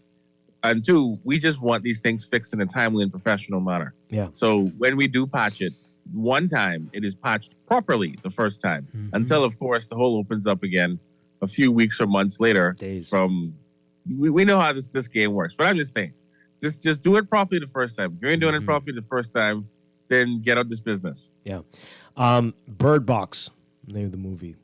Yes, Bird Box. That accurately describes what it feels like sometimes administrators work. Just put on those blindfolds and said, I don't see potholes. This is just Rainbow Road in Nassau. That's all it is. It's playing Mario Kart. This texture says you don't have to be speeding. You can be going about 25 to 30 miles per hour, and you try to avoid a pothole you didn't expect to see and swerve, and God help you if you miss one and hit another one mid-swerve. You might lose control. Boy, that's really, really terrible. All right, let's take this call. Good morning, caller. You're on the air. Good morning, Dwight. Hi, good morning. Good morning, Dawn. Dawn, I can piggyback up on what you have said. See, Dwight, I know you love your job. See, when I talk, I speak in parable. We have a lot of civil servants. Then they get a paycheck, See, what I do, I love what I do, man. See, and that's our problem in this country. Nobody seems to be getting fired. And see, like I keep telling you all young guys who the real Baymans, the 73 Baymans. I see, you can need to start suing the government, man. See, the judges who are on the bench now, they're warning people all kind of millions now. I just heard the news someone that the fella say if the poor horse was in his brother still would have been living. You got people getting away checking and get a whole full salary. I keep telling you that we need to get rid of 10,000 civil servants, particularly the ones who are lazy. See, nothing can change in this country until the most who get out of the way. See, they get case. So I don't care what they do. Some say who 75 and hold on, they're the problem in this country. They ain't meant nothing. If they're so smart, Don, why we got $10 billion worth of debt in this country? $10 billion of debt my children and grandchildren have to pay. I tell all my friends, my schoolmates who 60, go get your early pension starting next year, man. Go back and be there. See, Dwight, we are a rich country. The world will be a rich country. Don't people complaining in this country, this beautiful country, it's us behemoths now. The Haitians, Jamaicans, the Chinese, Americans, Canadians, they're making money and sending the money out. Only us complaining. Talking don't get nothing done, Don.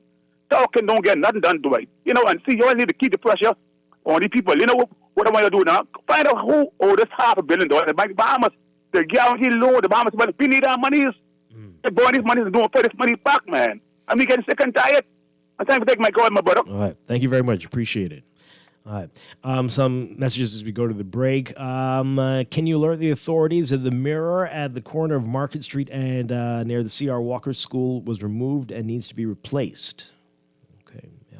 That can create a dangerous situation there. I think I noticed that yesterday because I didn't see it. And that's a corner. That's a death. That's a intersection is like death. If you can't see what's coming, you likely will be killed. So there's a lot of that there. And this one says here, I have a vehicle off the road for 4 years because that hole driving about 10 miles per hour, and there was water in it, and I'm still trying to get the part. Well, I mean, okay, 4 years? What type of part is that? What type of car do you have? And what was this pothole? This was, okay, Grand Canyon. Boy, that's terrible. This one says, do these guys use less tar to patch and sell the rest under the table? Oh, okay. Good morning, caller. You're on the air. Are you there? I'm going to defend them. Well, I want to defend the Ministry of Works. The thing is, the minute they give these contracts to these persons to repair these potholes, I don't know what they're doing. Seeing them in my area, they cut the pothole, they fill in one, and clean it out. Water is in the pothole. Don't tamp it down properly. And you have to tamp it down properly, clean out the hole. Because as long as there's a way for water to seep underneath those potholes, it's going to. I had but 4 in my corner. Built 2. Came back 3 months later, cut it out again. They came back and do the next. I mean, it's not the people who are doing the job, they don't know what they're doing. And that's the sad thing. You can't fill a pothole with water inside it or big rocks and stuff because that's going to have air pockets in there that need to be cleaned out and fill a little bit if you want. Tamper some of that soil in there. Tamp that down properly to make sure then fill it. They could use cold patch. You know, I don't know what they're using and what they're doing, but they're not doing the job properly. And they have too many people just doing certain areas. There's too many contracts going out to repair these potholes. I don't know. I remember years ago, I remember Brother Pratt. He was responsible for those things. Well, that was 20, 30 years ago. And we never stopped these potholes like this. You're giving things to people who don't know what they're doing. Yep. Okay. Thank you very much. Interesting. Okay. Yeah. So, Don is saying you got to try it. You got to try the pothole. Don't give up. Try the pothole hotline.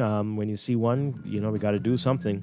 But so far I'm hearing nobody's saying they've been able to get any compensation for any of the challenges they've had. Oh boy. Hey, anyway, we're going to take a break. When we come back, we'll get to what the Central and South Abaco MP, John Pinder, is saying about the undocumented migrants and their population growing to rival the Bahamians on the island. Stay with us. 1999 heroes. I ain't worried about it in the floods. Dancing on the clouds below. I ain't worried about it.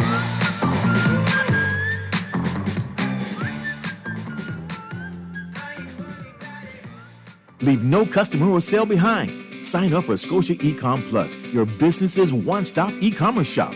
Whether virtual, in-person, or hybrid, you can open up your business to the world. Gain access to cutting-edge, secure, and reliable e-solutions and elevate your business operations with Scotia Ecom Plus. No website, no problem. Tap into online sales with Scotiabank's virtual terminal, hosted payment pages, or web API. Visit bs.scotiabank.com/e-commerce to learn more about Scotiabank Ecom Plus today. Wherever you're headed, the Custom Computers Know-How team is standing by to help guide you in the East and the West.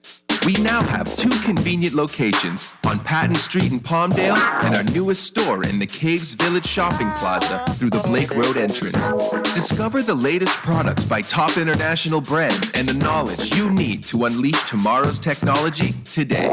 Drop by Custom Computers out east or out west. We're open Saturdays from 10 till 4. Remember when Zoom was just a sound effect?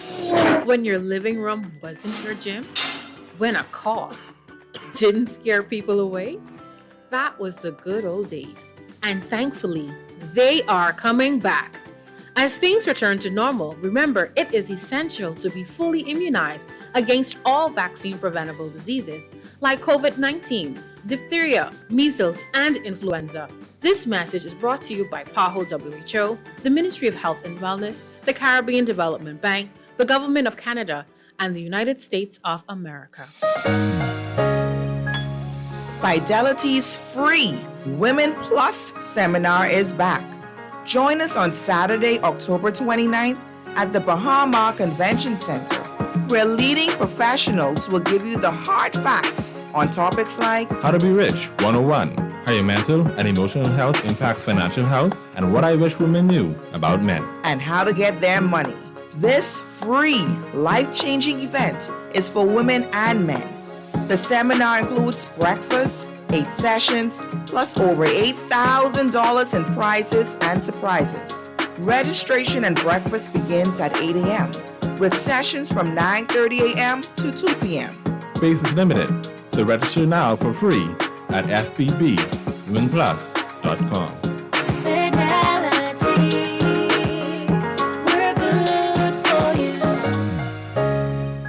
Have you been planning to upgrade your bathroom or go big and update your tile floor? Well, now is the time because Nassau Tile has 20% off store-wide and as much as 40% off ceramic tiles. Looking for unbeatable bargains? Check out the selected items that are a whopping 40 to 60% off. So get down to Nassau Tile on Dowdswell Street before October 2nd and save big on the best selection of tiles in Nassau. Trust the tile experts at Nassau Tile today. Link up with BTC. Did you get the speed bump? All BTC subscribers with a bundled fiber connection is totally free and totally automatic. It's just another way of ensuring that we are delivering best value to our customers, keeping them on the leading edge of everything awesome. Link up with BTC to get your speed bump today. Visit any BTC store or btcbahamas.com to learn more. With all the fiber you need. Link up. Are you an attorney with a joint practice operating from one location? Accepting payments from clients doesn't have to be complicated. Introducing RBC MultiPay. Now each attorney can securely accept and settle payments with one point-of-sale device supporting multiple bank accounts. With competitive pricing, training, and easy setup, you will be up and running in no time. Call 356-8500 to sign up for RBC MultiPay. This is Guardian Radio 96.9 FM, Nassau, Bahamas. I don't go in water, I just go to fight with somebody's daughter. I like to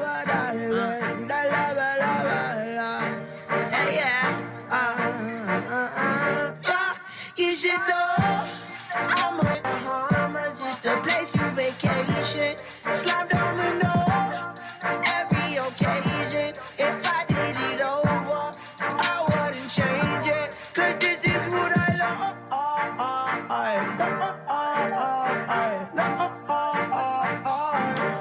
We're back here with Morning Blend on Guardian Radio 96.9. Dwight Strachan along with Don Sargent on this Tuesday morning. We've been teasing this all morning, so we're going to get to this right now. All right, so the big headline in the Nassau Guardian: MP sounds alarm on illegal migrants.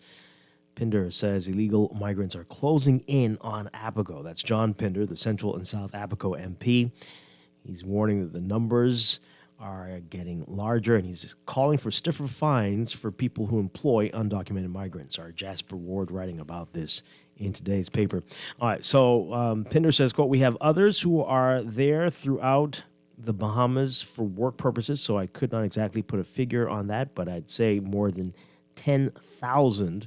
The numbers are closing in on the Bahamian populace in Abaco." Pinder says the growing undocumented Haitian population is a concern to Abaco resident. August, then Haitian Chargé d'Affaires Anthony Brutus claimed that there are 150,000 Haitians living in the Bahamas, which has an estimated population of 400,000 people.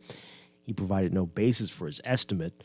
According to a 2006 International Organization for Migration study, there were an estimated 30 to 60,000 Haitians in the Bahamas who were not well or integrated into Bahamian society, according to that organization. A census is ongoing, and preliminary results are expected to be released by the end of the year. It'll provide an updated snapshot on the migrant population in the country. Now, while the law does not permit them to do so, many undocumented migrants have worked in the Bahamas without proper authorization over the years. And Pinder says many businesses hire undocumented migrants on Abaco. He said the government needs to go after employers who encourage this practice. He said, quote, "I believe that it is important that we not only enforce laws on the illegal populace coming through, but more importantly, the employers, the individuals who are employing the illegal populace. It is really their responsibility to ensure that their employees have legal right to work here, and if they are a work permit holder, they have a safe place to reside while they are working at their establishment. There needs to be another avenue in us pursuing this challenge, and I believe it's making sure that the employers are fulfilling their side as well." Now, under the Immigration Act, offenders would face a fine of $3,000 or imprisonment for 2 years, or both. Pinder says there is a lot more that can be done to ensure that employers are adhering to the law. All right, so let's get your reaction to this. So this is nothing new here, what's been going on. I've been saying this about the population on Abaco for decades, but he's just raising awareness that things are maybe even getting worse, and that Bahamian employers have contributed to this. Let's get your reaction. 323-6232, 325-4316, 325-4259. Tweet us, Facebook us, text us, 422-4796. Again, this Dwight, I just want to say this. I think I heard earlier inside one of the audio clips played by the member of parliament in question. And I think he had said, if I'm not mistaken, correct me if I'm wrong, Dwight, that we should warn, because some of these people are, they said, second homeowners in Abaco as well, that we should warn some of them about hiring legal migrants. Was that I heard that correctly? Warning and fining, Yeah, I don't think we should warn anybody about anything, actually, because I thought ignorance was no excuse in the eyes of the law. So, no, you should fine and take people to court. That should be a point blank. Because this isn't a secret that this has been happening. This isn't a secret that this is illegal.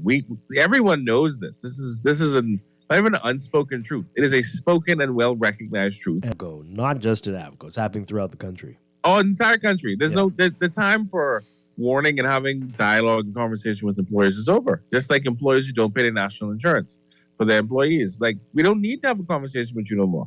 Obviously, you don't understand English. So we need to speak in a language that you do understand. That's a fine or jail time. Hit people in the pockets directly. If you want to tackle this problem, you have to kill the economic incentives for it to happen. If not, we can always be here. And if the government's too scared to do it, well, I don't know. I don't know what to say to you if they're too scared. But I don't understand why this is like brain surgery once again for us. This is not hard. This is not complicated. You have laws on the books. Go and enforce them. Or are we just playing, or what is it now, the ostrich that throws his head in the sand and pretend by saying, la, la, la, this isn't happening? Is that what we're doing in this country? Well, it's benefiting certain people. And those people are powerful enough that we don't want to ruffle feathers too much. And we will say certain things to pretend like we are disturbed. Accusing you, but we scared. You're scared. That's what we're terrified of what. I don't even think it's that. I think it's a lot of pretense. A lot of people playing like they are annoyed and disturbed by what's going on, but really are more than happy to facilitate the foolishness that is going on. Obviously, that must be it, because again, this is not new. This paper, all of them. Yeah, this paper could have been from 1982. People were talking about that from then.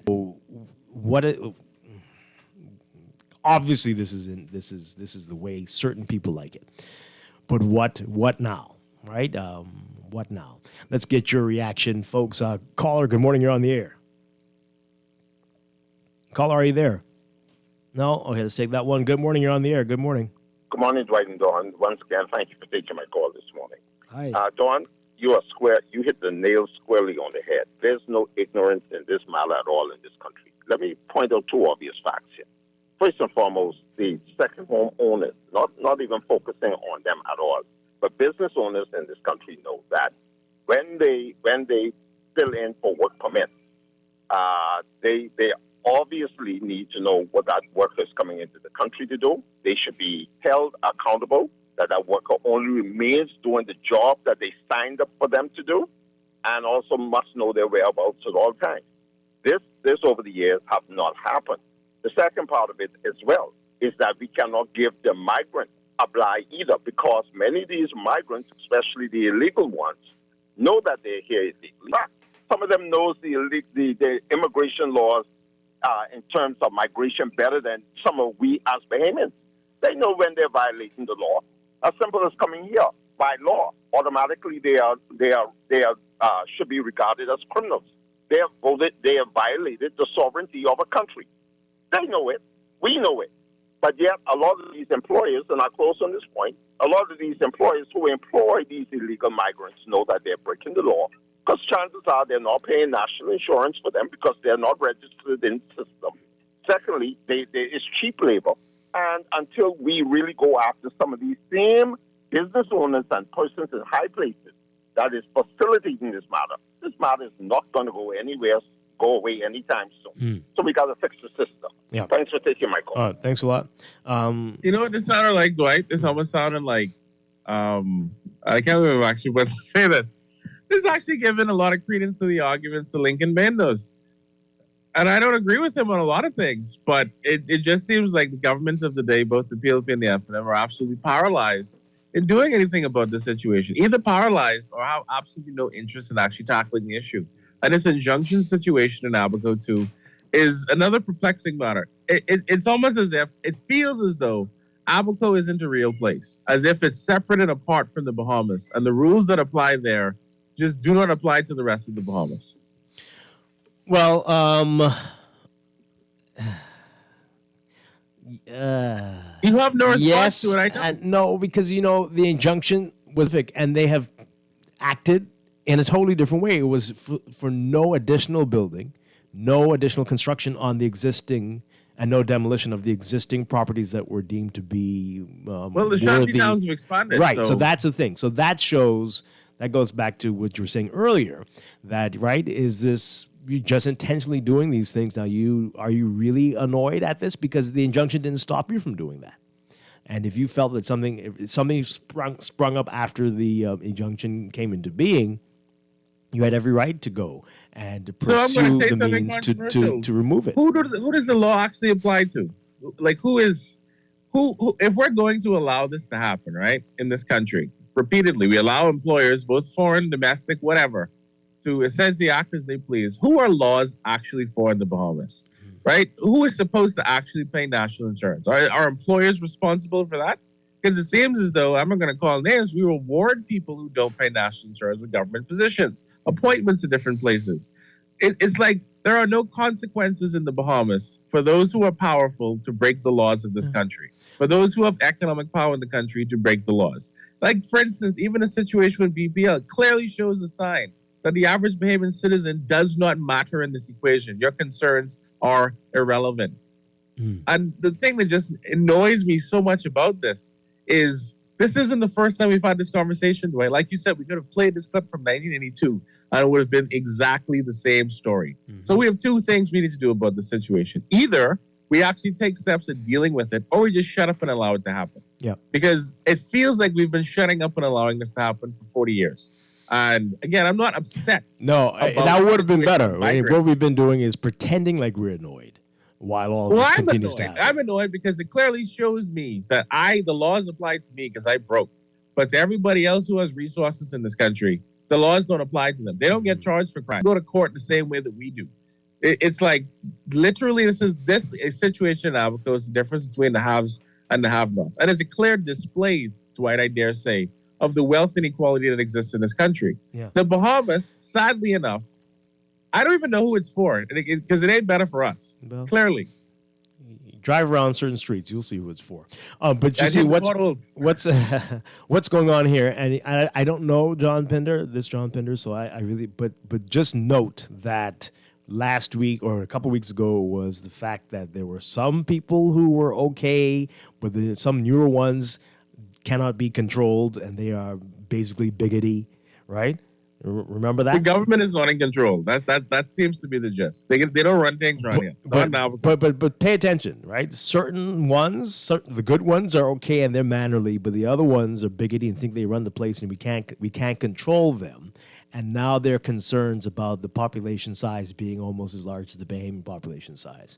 So now people are worried, because not all of them are being good and doing what we tell them to do. Some of them think they run this place. And now we need to be concerned about the population size. That's what it seems like to me that's being said here. Because this has been the case from as long as I have known myself. Abaco was always like this. But now... Since Burger King was a prince. What? Okay. If you don't laugh, you'll cry. It seems so. It seems So, so. you know. As we go to the break, somebody says here on our text line, why are foreigners hiring Haitians and why are permits being given when there were 7,000 people at a job fair recently? Don't say it's cheap labor. They're making more than $260 per week and ain't paying no taxes. And they're also saying that the nationals and foreigners, not Bahamians. Well, I'm sure that is the This ain't case, your but it can't be country. That's what you need to everything. understand. This don't belong to you. Yeah. Well, I don't think it's only, though. So it's probably across the board, but I'm sure that is happening indeed. Yes, you might have to import more Mexicans. And this texter says, when the government violated the injunction, they were taken into court. When persons broke the injunction, the bleeding heart said that they were the same color as us, so leave them alone. Okay. All right. And this person says here, the Bahamians of Haitian descent are hiring the illegal ones on their construction sites. I got this information from a family member residing in Apico who does construction. Like I said, I'm sure it's everybody contributing. I'm sure that is the case, but there've got to be Bahamians as well, and we know that for a fact. But hey, Don, I know you have to run. Thank you so much. Bahamians also participating in this. It has to. Yeah, absolutely. And we know that is definitely the case. It's all employers. Everybody who's hiring people is likely responsible, contributing to this. You know what's a good angle to come at this from, Dwight, now that you say that? If you don't come at from the angle of, is this person have legal documentation to work within the country, right? Because we even have Americans working in this country without documentation, but that's another story. But it should be, are you paying national insurance for this person? And if not, then that's how you approach this issue, because this is a tax issue now, right? Because these wages that you're paying should be going into the pool for national insurance, which we've been saying for a couple months now that national insurance needs more resources, needs more funding, things got to go up.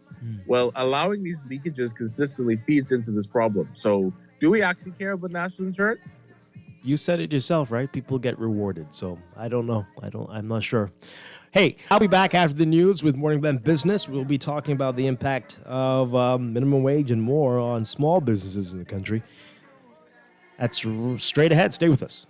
Bahamian, from the Bahamas, it's the place you vacation. Slap domino, every occasion. If I did it over, I wouldn't change it. 'Cause this is what I love.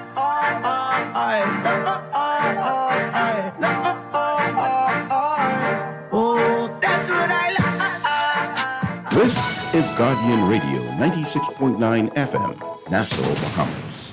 Is Guardian Radio 96.9 FM. Fresh news, smart talk, all day. The views and opinions of the hosts and guests are their own and do not necessarily reflect the position of the management and staff of Guardian Network. Wake up, it's a new day. Wake up, it's a new day.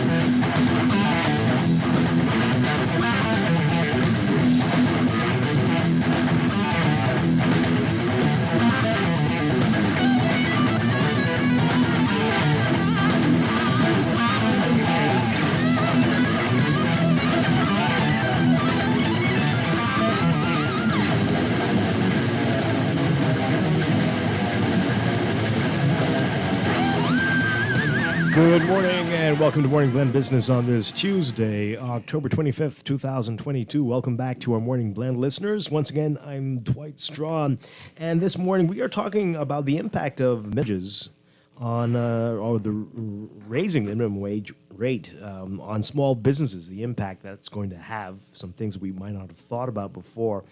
To guide us through this, our guest An HR professional from Simplified Outsourcing, Kristen Charlton, and from Excellence for Higher Learning School, Shari Green. Ladies, great to have you with us this morning. Good morning. All right, so we were talking off air based on the conversation we had earlier in the show about Abaco and their numbers and the concerns now that undocumented migrants, the population may be rivaling the Bahamian population there.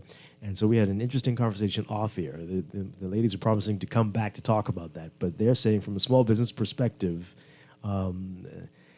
we those on the outside need to be very careful about judging what is happening with hiring in this country.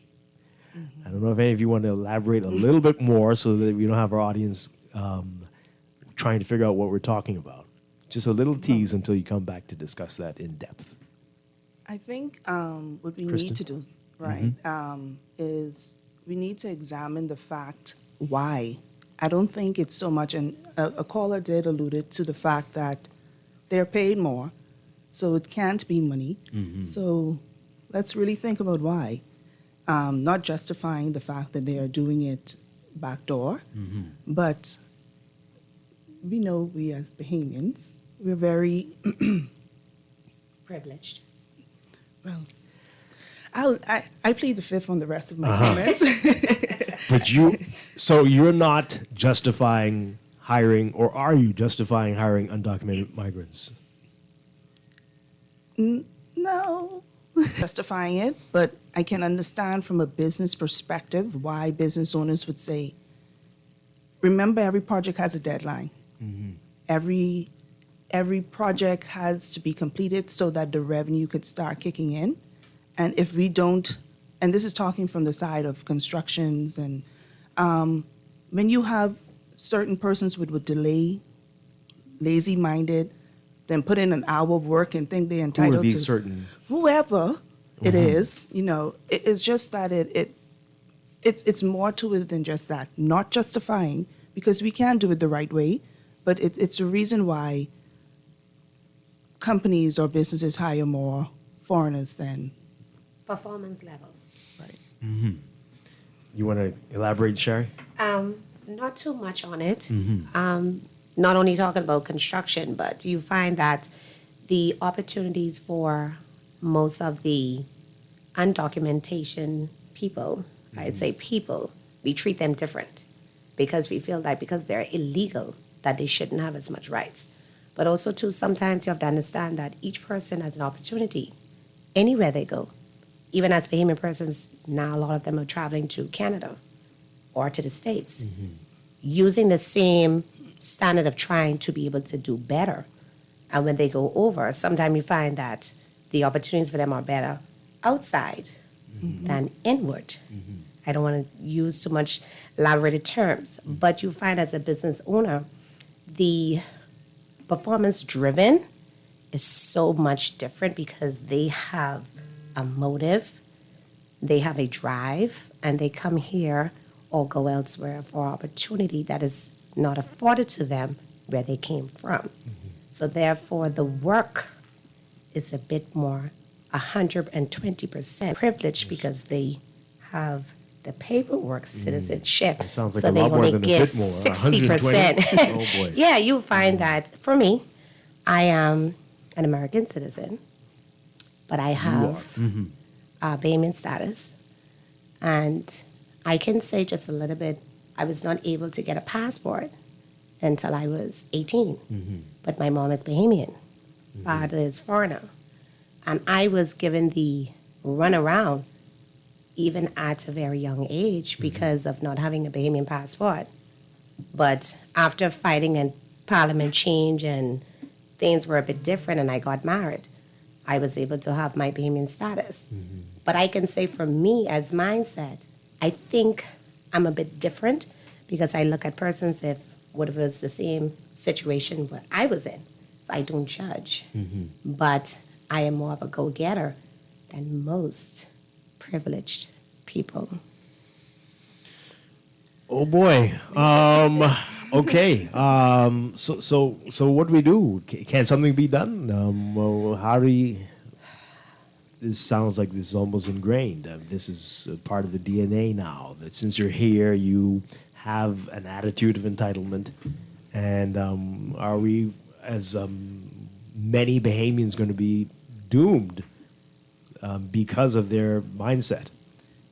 I wouldn't say they would be doomed. I just want to clarify. I do know a lot of Bahamians that work very hard, but I don't know where along the line it changed. Whereas I don't have to do this, I don't have to do that.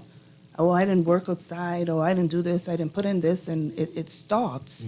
But there's lack of dedication, and I think it's because people are doing a lot of jobs just for the money. And persons aren't going into something that is their passion, and that causes a problem. So I think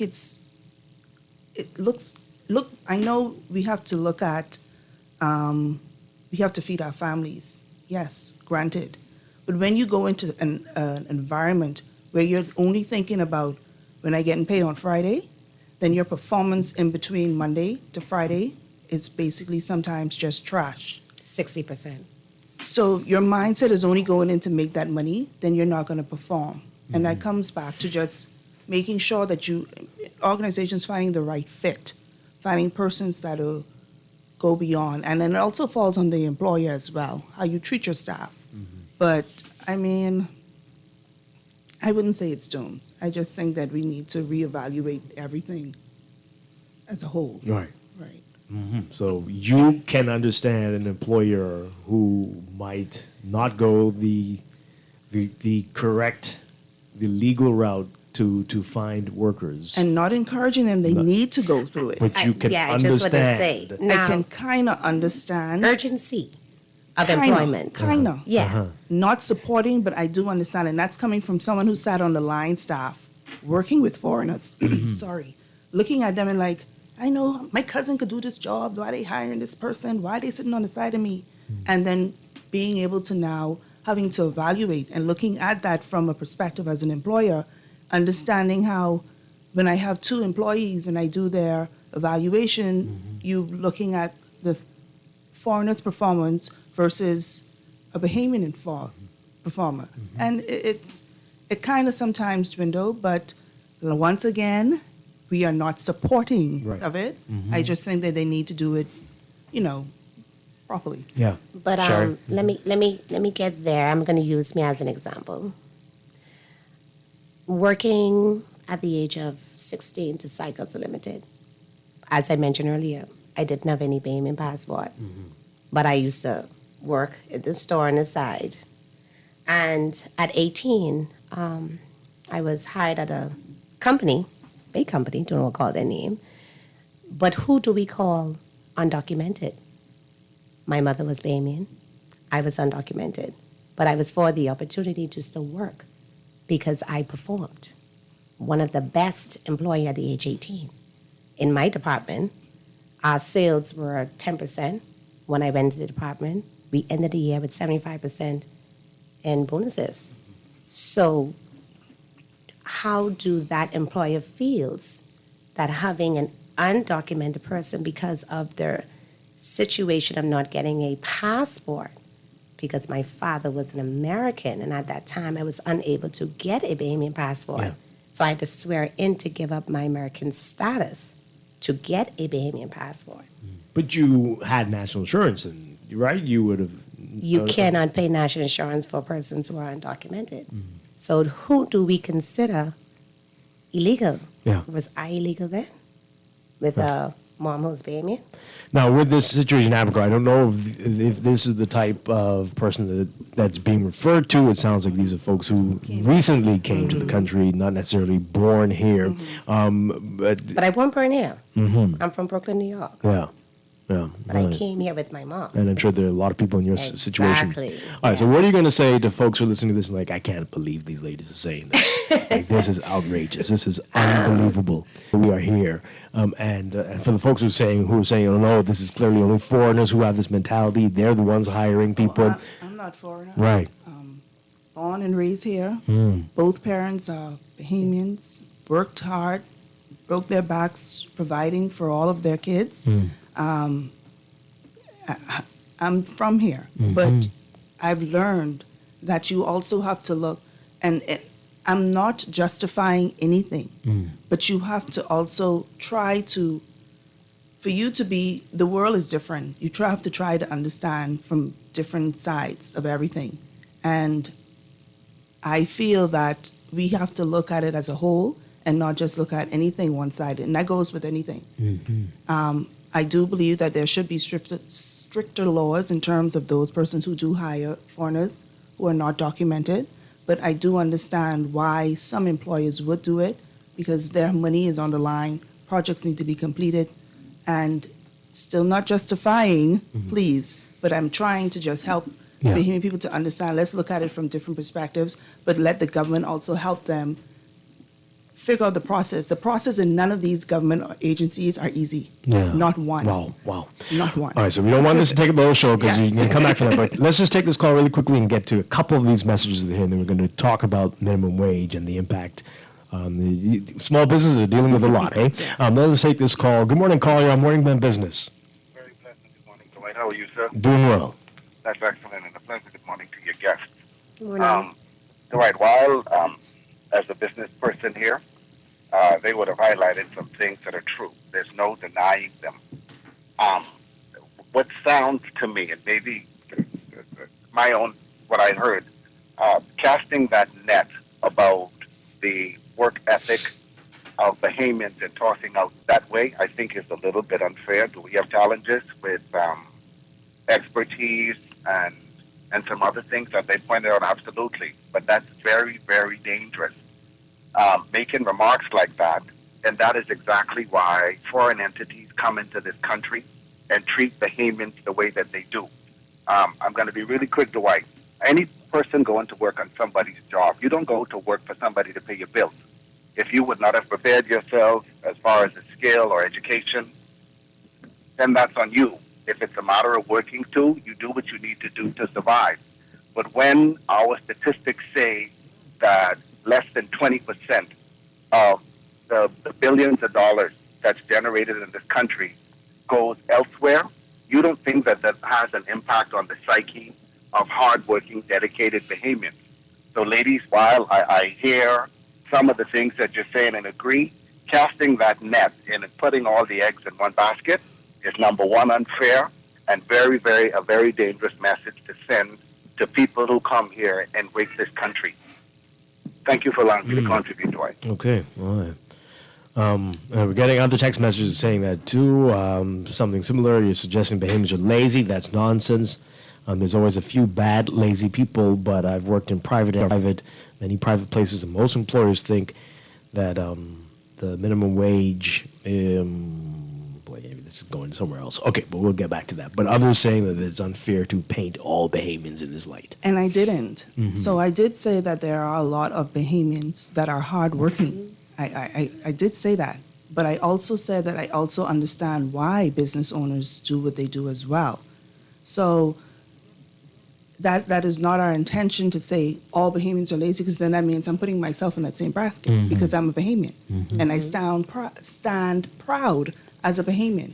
I stand proud knowing where my mother and father came from and the hard work that my siblings and persons that I associate with as well work. But there's also that point of different positions that are required. And I'll go back to construction or landscaping. Yes, Bahamians are now tapping into that field. You have some Bahamians, like my father, who's been in it for years, but you have some persons that they're doing it now because it's an easy government contract. I'm Mashato, sorry, not sorry. But you have Bahamians now trying to tap into it because it's an easy sense of making funds.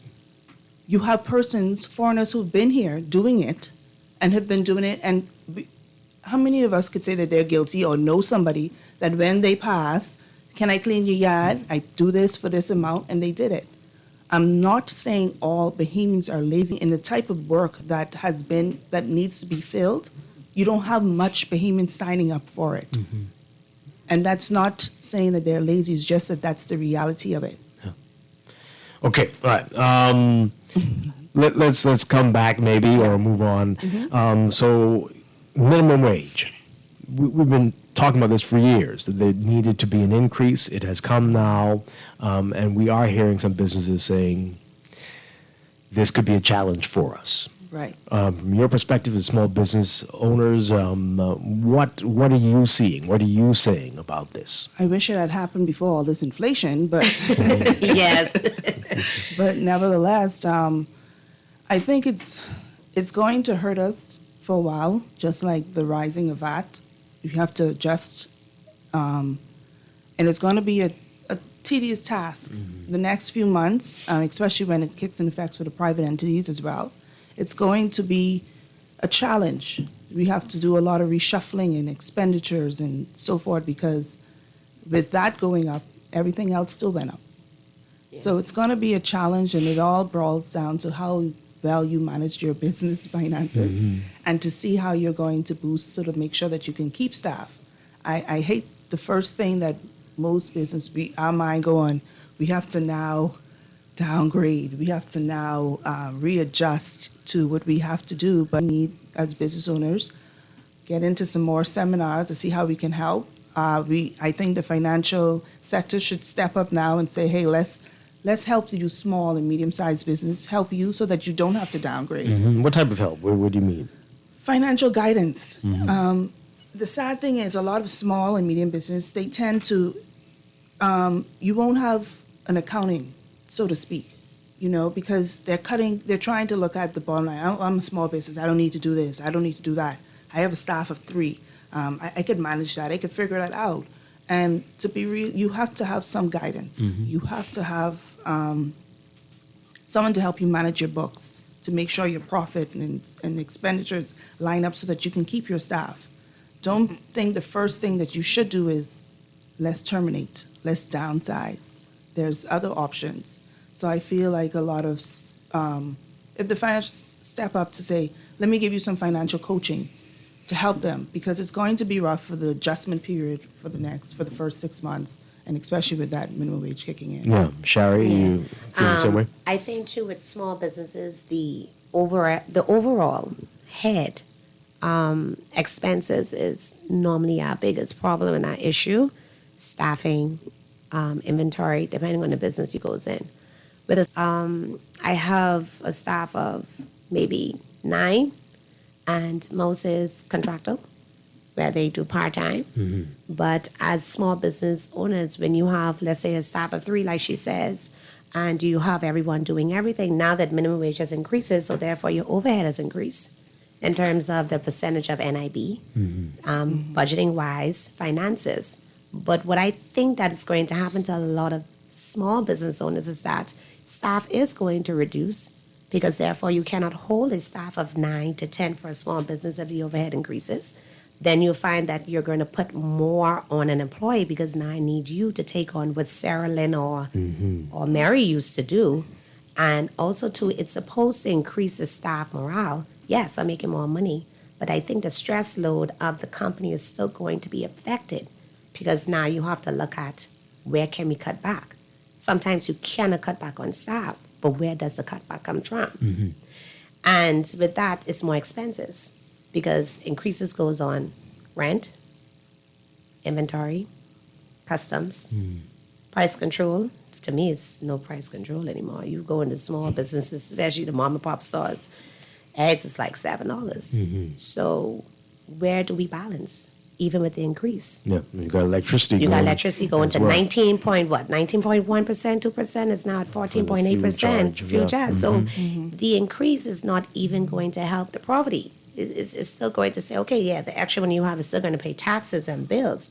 So they're still at the bottom line. Where do we balance? All right, so what are you saying? That there shouldn't be a minimum wage increase? Oh, no, I'm not saying that. I'm saying, yes, it increases the staff morale, which goes back to, yes, knowing that staff makes more money. They're looking in their minds, it's going to increase goods and services out of companies. We were going to balance. For small businesses, big companies is not going to be feeling it. Is the small business not going to feel it? Yeah. Well, Kristen talked about some of the help that she would like to see. What about you? What do you think is needed at this time for small business? For my business, I can say, well, my staff, none of them was ever paid under the previous minimum wage. They're being paid more than the new increase for the business I'm in, as far as teachers, even though teachers are still underpaid. But for me, coaching for finances is a big thing, especially when it comes to overhead. Where do we balance overhead? Now they're saying that you need an accountant to do your paperwork because of taxes, so therefore the salary for an accountant is really high. So what is there for business persons to be able to hire these persons that has to be on your payroll? Where do we get that help from? Yes, they can coach us, but where's the leniency of having those persons doing our taxes? Yeah. Well, I don't know which bank most of you bank with, but business banks, where you have your business account, you can speak with your business advisor at your banks as well to assist with that. And the good thing is the world is now changing to outsourcing, so you can outsource an accountant. So he doesn't or she doesn't have to be on full staff. So there's options, but I think that we need to be educated on our options and not thinking the first thing that we should do is downsize. Right. All right, so a caller last week or the week before brought this. I didn't think about it before, but sure, you might have staff not making minimum wage, but perhaps you're making under the $2.60. That will be the new minimum wage. That means they have to be increased as well, and this is going to be a lot of people who are going to be. Then perhaps we're thinking. Let's talk about that and those people that fall into the gap and who shouldn't be at minimum wage, and so you're going to have to raise them to perhaps $300 a week or so. What that will do to small business. Now, for business like that I represent, it's mostly like restaurants. So they would have been paid, let's say, an average of like $220. So that's just a tad bit above what it was. Yeah. But then their grats was higher. So now are we going to drop the percentage on grats to subsidize the fact that we have to now increase your base salary? Wow. These are the questions that's going to have, because the money have to come from somewhere. And it's better to come from somewhere in than to say, thank you, John, your time of service, but we can't afford to keep you so that we can keep two more. And it goes back to what Ms. Green mentioned to say, you know what happens? Now we have to give Susan more tasks because we just let go John. Susan might feel it, say, oh, yeah, sure, for the first 2 weeks. But then she gets burned out. Then your service levels drop. Then that's a whole nother problem. So they're going to be looking at probably the grats percentage may have to drop.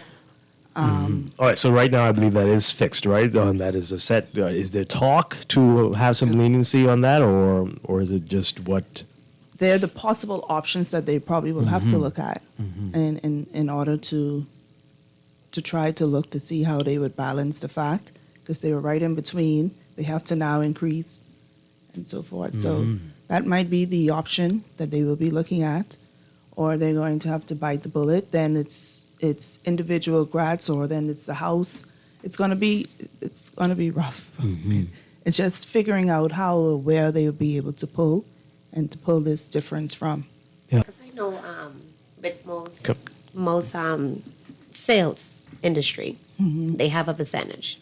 Like where I used to work to a jewelry store before, it was $150 minimum wage when it was back then, but the increase on commission was 7-8%. Right. So now, if the minimum wage increases, how much does the commission decreases?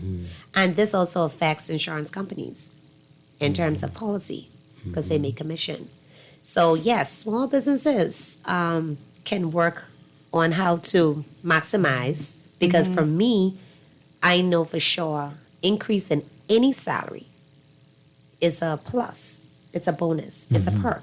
Because now to them, we're actually being paid for what we're worth.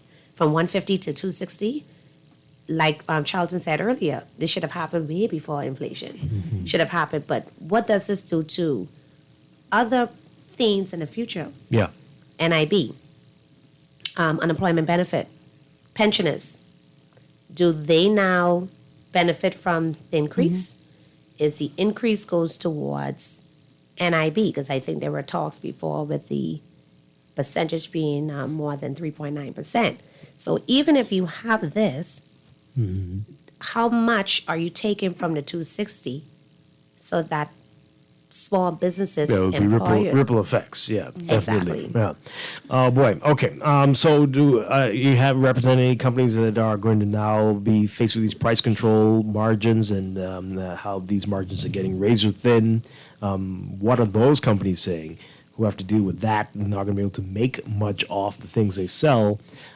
At the same time, have to increase salaries for employees. What do small businesses who find themselves with that double whammy? Real concern now, and a lot of talks and they're trying to make a lot of decisions in terms of what they're going to do. And with me being just an outsource for the HR, where we give our recommendations, suggestions, not to downsize, but we can't, due to everything still up in the air, I really can't comment too much on what exactly they're planning to do, but it is a major thing. It's a lot of talk and buzz that's happening right now and what direction they're going to take. Yeah. Oh. Yeah.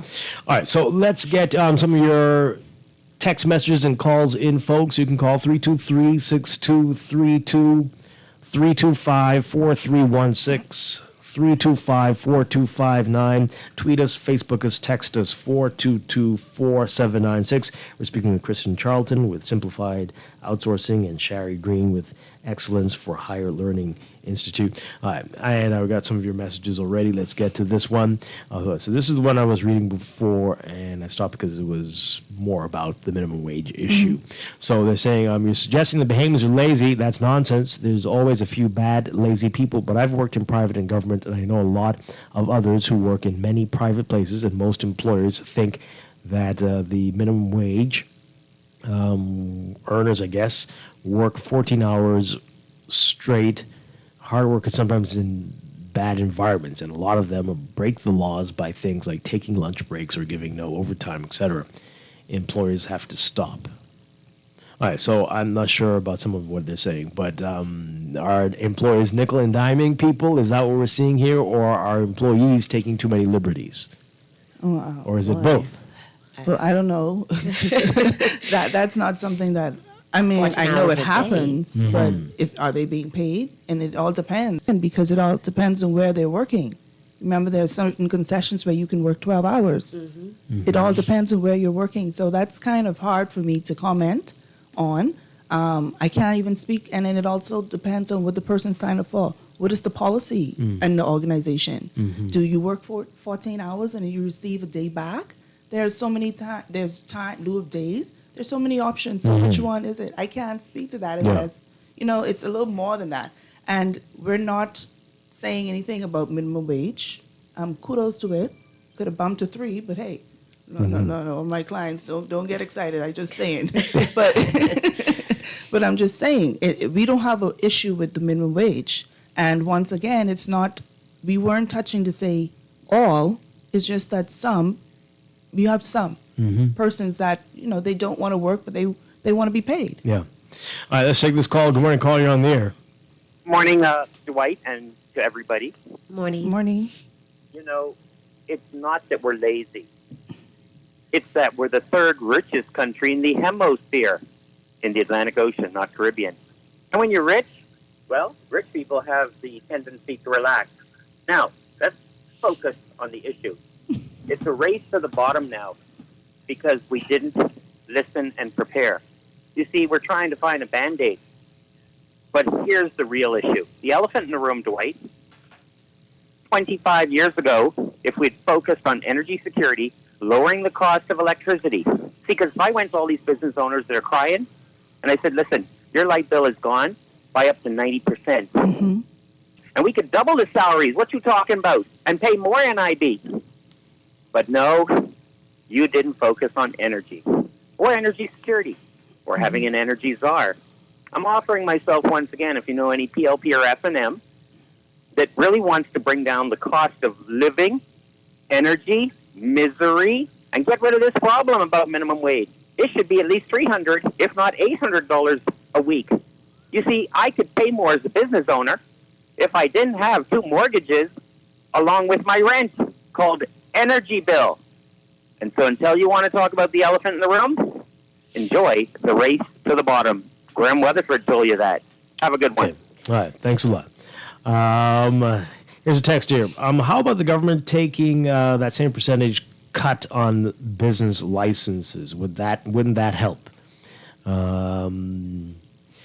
Business license fees still challenging. Would that make a difference if there were some talk about I mean, I can reducing think that? of other ways they Yeah? could take a cut, but anyway. Well, I'll leave no. no, you're not going to tell us I what you plead think? the fifth, Yeah. but Okay. business license fees, I don't think that's a no, because you pay that once a year. I feel like we need, Lord Jesus. I feel, no. You've really said a lot so far. You got people talking all over. I think they really need to, we need we need the ledger, or we need the accountability of where each collection goes. Mm-hmm. And then I think that would help us to decide where we could. What we do next. Right. Okay, So that's my diplomatic answer. That's a good one. That is a good one.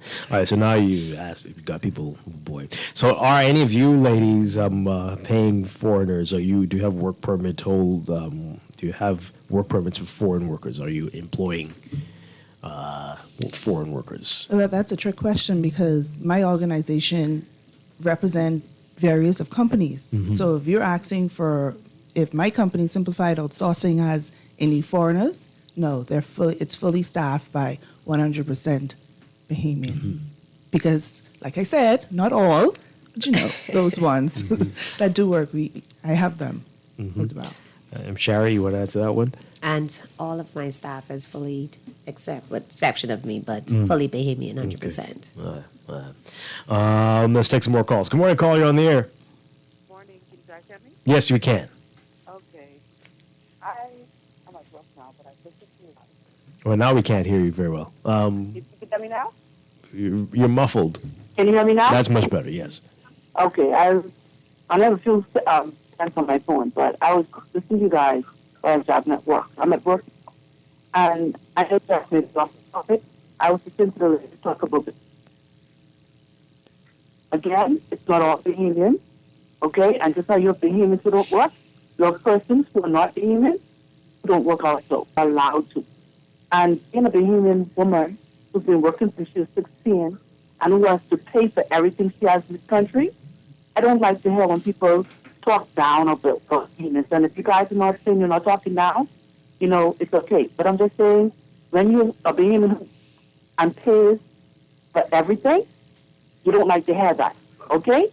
And the lady who mother's from the Bahamas and all that, again, you are a U.S. citizen. And just that the U.S. has laws. All right. You're breaking up. We kind of got a gist of where you're going, but thank you very much. And you've stressed that you don't feel this is everybody, but there are challenges. This is what you've said. But I think most of the callers are really misunderstanding what we're saying. We never said that outright, I'm different, I'm better than any Bahamian. I am still a Bahamian citizen. And Charlton expressed that she's full 100% Bahamian. We're not saying that Bahamian are lazy. We're justifying that there are some reasons why most businesses hired undocumented or immigrants, or we don't. Our business is fully 100% staff Bahamian owners. So we're not falling in the gap to say that, yes, we understand, but you also have to understand where the loop is, where does it come from? But we're not saying that Bahamians are lazy. I think she did mention it, saying that just how we have laws here and there's laws in the States, but the big difference, most of the laws the Bahamians do enforce. I'll give an example. Seatbelt. That's an issue here.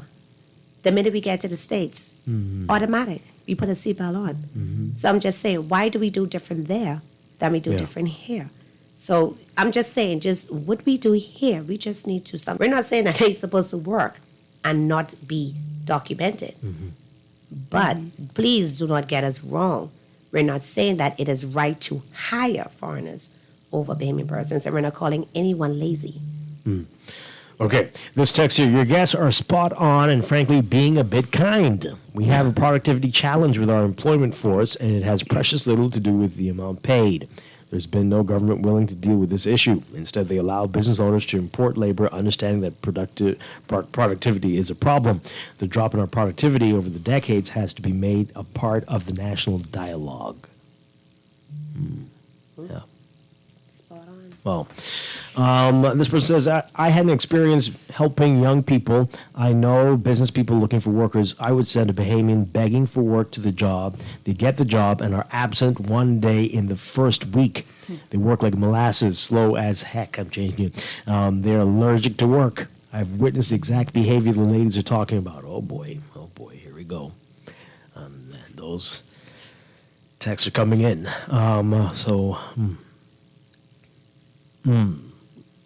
Okay. The audience seems to be gaslighting you guys this morning. I totally understand what your guests are saying. Bahamians, we don't like to hear the truth and will purposely misunderstand you to detract from reality. And again, I've heard this from people who've called in before, employers. So this isn't a new phenomenon. Mm-hmm. What are we going to do? I think one of the things that I must say, the 52-week program, it's supposed to be a pilot program to help nurture some of these employees for when they're placed into organizations to help guide and mold them. Hopefully that the minister, they will continue to try to groom them, follow up with them, mentor them. They are heading on the right track. And just like the person who would have texted and said, we hate to hear the truth, but we have to also understand it's okay as an employee sitting down, listening, not understanding what an employer has to go through. Mm-hmm. Because all we care about at the end of the day as an employee, my money better be in the bank. That's right. And that's just how how they're thinking. You're performing, yes. You only have, as an employee, you only have to worry about yourself. As an employer, you're looking at the whole company as a whole. Mm-hmm. So when you sitting there doing what you are supposed to do, there's probably someone in the next department who's not doing it, mm-hmm. who's affecting their bottom line, who's affecting their productivity. Mm-hmm. And what is happening there? So all we're saying is, look at the bigger picture, look at the whole. And one of the things I wanted to mention too, because I think Nicole is mentioning something about the states and how Ms. Green mentioned how we don't obey laws. Don't we migrate to the States and once we come back before 6 months, we okay, and we work for a whole 5 months and get paid? Oh, I have no idea what you're talking about. But wow, okay. Good morning, you're on the air. No. Good morning, caller, are you there? Good morning, Dwight. How you doing? Doing well. Good morning to your guests. I didn't get all of your show, but something was said that I wanted to make sure the employers are quite clear on the law as relates to overtime and persons working extended hours.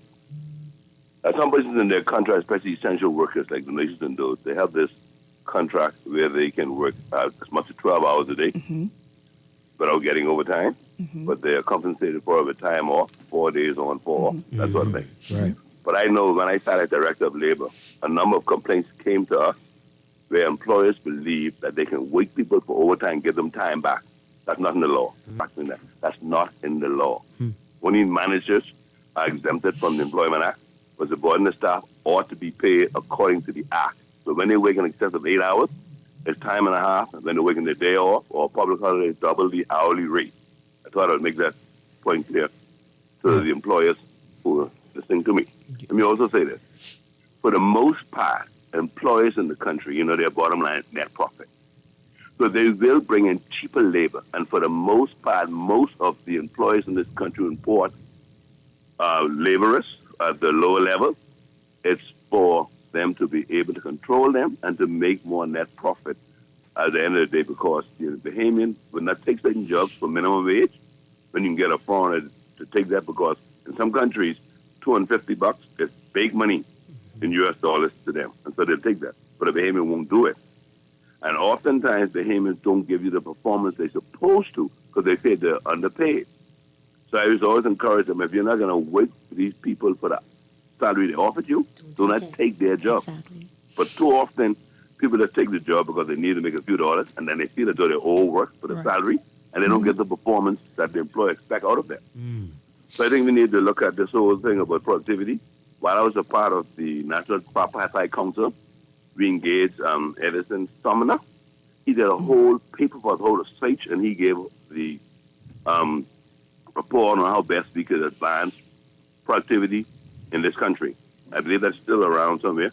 It's released to the Productivity Council that the National Tripartite Council had in place. So I believe if we look at that, that can help to guide the employer. But too often the employees are not prepared prior to coming to the workplace. You see, they don't understand the employer has to make a net profit. They don't see nothing wrong with not giving 100% performance for 100% salary. Interesting. So we gotta encourage them even from the high schools. They need to know the importance of productivity. Yeah, and yeah, performance. definitely. John Pinder, thank you so much. Really appreciate it. Appreciate you calling in. All right, so I mean, I know you were saying it's not about the money. It's just attitudes, but that has to be a contributing factor. But right? he basically touched on what I say. That's why it goes back to if it's a lot of persons are just going to work because I need to feed my child at the end of the day. So that's why Monday to Thursday, they don't really care. So and I really would like to see that article. That I really would like to read that because it's interesting and it helps. That is one thing that I wanted to start in the schools as well in terms of helping the mindset of persons. So start from planting the seeds from whilst they're in school to help them. But I totally agree with him. But it also, when I mentioned, it all depends on the type of job that they were in based on the 12 hours. I can't answer to that because it depends what their contract states. So, yeah. Caller, give us a second. We'll get to you in a moment. This texter says, we've got to move away from this language that Haitians are hardworking and Bahamians are lazy. The migrant-native worker mix is a common paradigm across the universe. I hear the Martians complain about how hardworking Earthlings are. It's because Earthlings don't have a network on Mars to depend on. And they work 18-hour days on a menial job where they starve. Employers also know how desperate migrants are, and that can lead to abuse. What you're saying has nothing to do with Bahamians. It is just the principle of the 20% of the people do 80% of the work. It's a paradigm all over. Yeah, and I mean, I'm glad that Charlton and the caller talked about a readiness program that we start with our seniors from grade 11, where we actually set them in that career zone. It's a solace program that we use with our school that helps them to tap in what they really want to do when they come out of school. What are you going to do? We use the pandemic to actually engage more with them for the understanding. The world shut down. What are you going to do? What's your next move? Yeah. Most of the time as an HR, you find that persons cannot fill out an application. We started that in grade 10 at our school and get them the understanding. And I love the Bahama Host program. I do believe that the Bahama Host program should be brought into the schools a bit earlier so that they can understand what's going out there, help them to understand and to be able to relate. Because they have this mindset, the cell phones, this technology, the social media gives them a different aspect of life. And when they get out there, they're confused. They feel like everything should be given to them because that's how it is on social media. So then when they go into the work field, for those who do not go to college, we have to focus on the ones that has not been able to afford to go to college. Where do they go? What program do we put them in? Now, it was fortunate that we have the BTVI program that I've also went in with a couple of my students to HVAC. It's free. It's Monday through Friday. From 6 to 10. And guess what? It's tedious. But do they have the mindset to sit there from 6 p.m. to 10 p.m. to learn how to install a ductless unit and fix refrigeration so that they can have their own business and do it? And then you're able to set your own salary. But so it goes back to, what are you worth? You're going to collect a salary on someone's job at the end of the day and then you complain about it, or you're going to make something of yourself. Empower yourself. One job cannot pay the bills. Even as Graham mentioned earlier, we pay rent to BPL, so you don't fully own your home because if you don't pay that rent, it's going to cut off with mortgages. But for years, I've always had 2 jobs. We've always run our own company and worked somewhere else. Do everyone else do that to sustain? One job cannot pay all of the bills. I'm not saying you should overwork yourself. The guy mentioned working 12 hours a day. I think Charlton and I works, 40 hours a day? Because we have to run our company. and I'm just saying, being, sarcastic, but what do you do as your mindset for you? You settled? What do you settle for? You can make more than you want to, but you have to have the mindset to do it. I'm not going to wait on a job to pay me $260 a week. There's so much talent out there that we can do more than just wait on a salary. Wise words. Let's take this call really quickly as we're running out of time. Good morning. You're on the air. Hello, good morning. Hi. Hi, yeah. Good morning to you and your guest. It's kind of hard to keep a chain of thought and you guys go over cover so many topics before you accept a call. Yeah, it's a lot going on. Dialogue with you and your guest. But I remember the caller earlier. I mean, one of your guests earlier alluded to the fact that she said something, and meaning that the Bahamians are kind of like just logged on to landscaping and stuff like that when they saw that it was a lucrative business. And it reminds me something like in Africa, like how they almost forgot the fact that these Europeans got books and education from us first and then stole it from us and then gave it back to us. And it kind of, why I said it reminds me of that is because Bahamians were doing all these things at first. Bahamians were here first. And there's immigrants that came and they underpriced and undercut jobs and pushed Bahamians out of the market. Now, maybe they're coming back into the market. That's one point I wanted to make. And then, like I said, it's kind of hard to keep a chain of thought because you guys went over so much in the last 20 minutes I was on the phone trying to call. But I guess I just end up because, like I said, I can't remember the next part I wanted to speak on. So, but thanks to your guests, and I kind of see where they're coming from, and they're not all wrong, but they're not exactly right either because Bahamians are very hard workers, and I know that's not a topic we're debating because they already said that's not exactly what they mean, but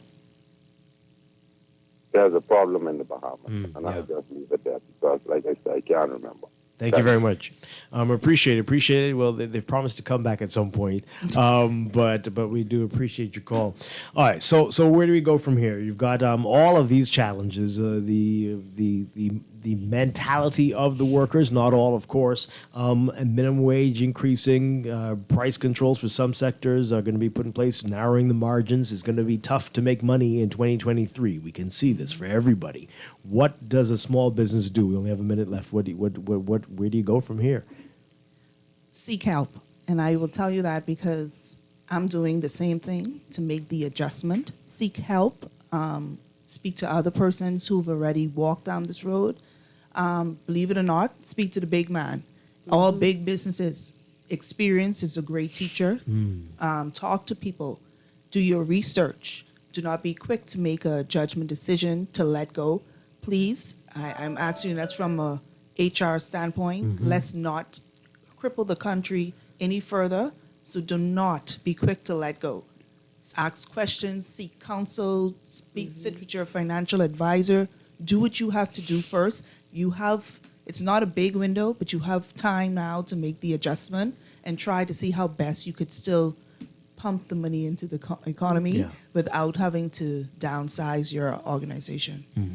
Sherry? And Charlton's tapping a bit a lot what we can do, and also too I would encourage persons to outsource and find different ways of revenue of help to boost your business. Maybe with the one thing that you were doing, maybe you can bring something else in. Find out what it is that can increase one area rather than downing your whole business. The area that had the most issues, maybe you could focus on increasing that. Do a lot of training, especially to its staff, even for employers. Employers also sometimes need training. To be able to understand what's going out there and not let it affect you as a person. Sometimes we're so emotionally wrapped on political and what's going on there in society, but sometimes we just need to step back, breathe, take a moment, do some self-training, self-empowerment, and move on, because this is not going to be the only challenges now that we're going to face as small business. There's going to be more. Each one that comes to you, take it, work with it, help, and make the next step forward. Indeed. Thank you very much, Kristen Charlton with Simplified Outsourcing and Sherry Green with Excellence for Higher Learning Institute. Thank you, ladies, for being here. Thank you for Thank being brave and, and saying some things that were bitter pills for people to swallow. But as some say, some of the stuff needed to be said. Yeah. But thank you again. And keep us posted. We're going to hopefully talk again. No problem. And I appreciate it. Morning Glen Business brought to you in part by CFAL, growing wealth for future generations. Pick up today's Guardian Business section in today's Nassau Guardian for the latest business news in the country. I'll be back tomorrow morning with more Morning Blend business right after Morning Blend here on Guardian Radio 96.9. Dwight Strachan, have a great day, everybody. Stay tuned for On the Clock with Aaron Green coming up next.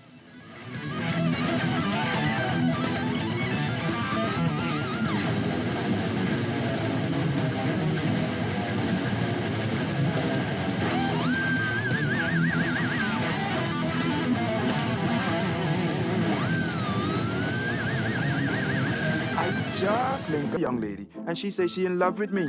She say even my internet making sense. When she come over, she say my signal strong, my movies ain't glitching, and when she use her computer, everything was smooth. The only problem is, I let her meet me by my boy house that day, and he got that BTC fiber internet speed bump. Current fiber internet bundle customers now have as much as 3 times the speed. Totally free. Link up with BTC. Link up.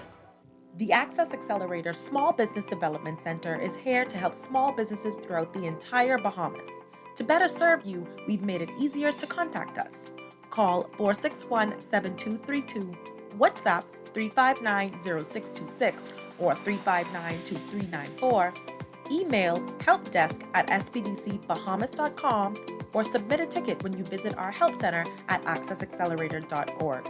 The Access Accelerator, empowering small business. This is Guardian Radio 96.9 FM, Nassau, Bahamas.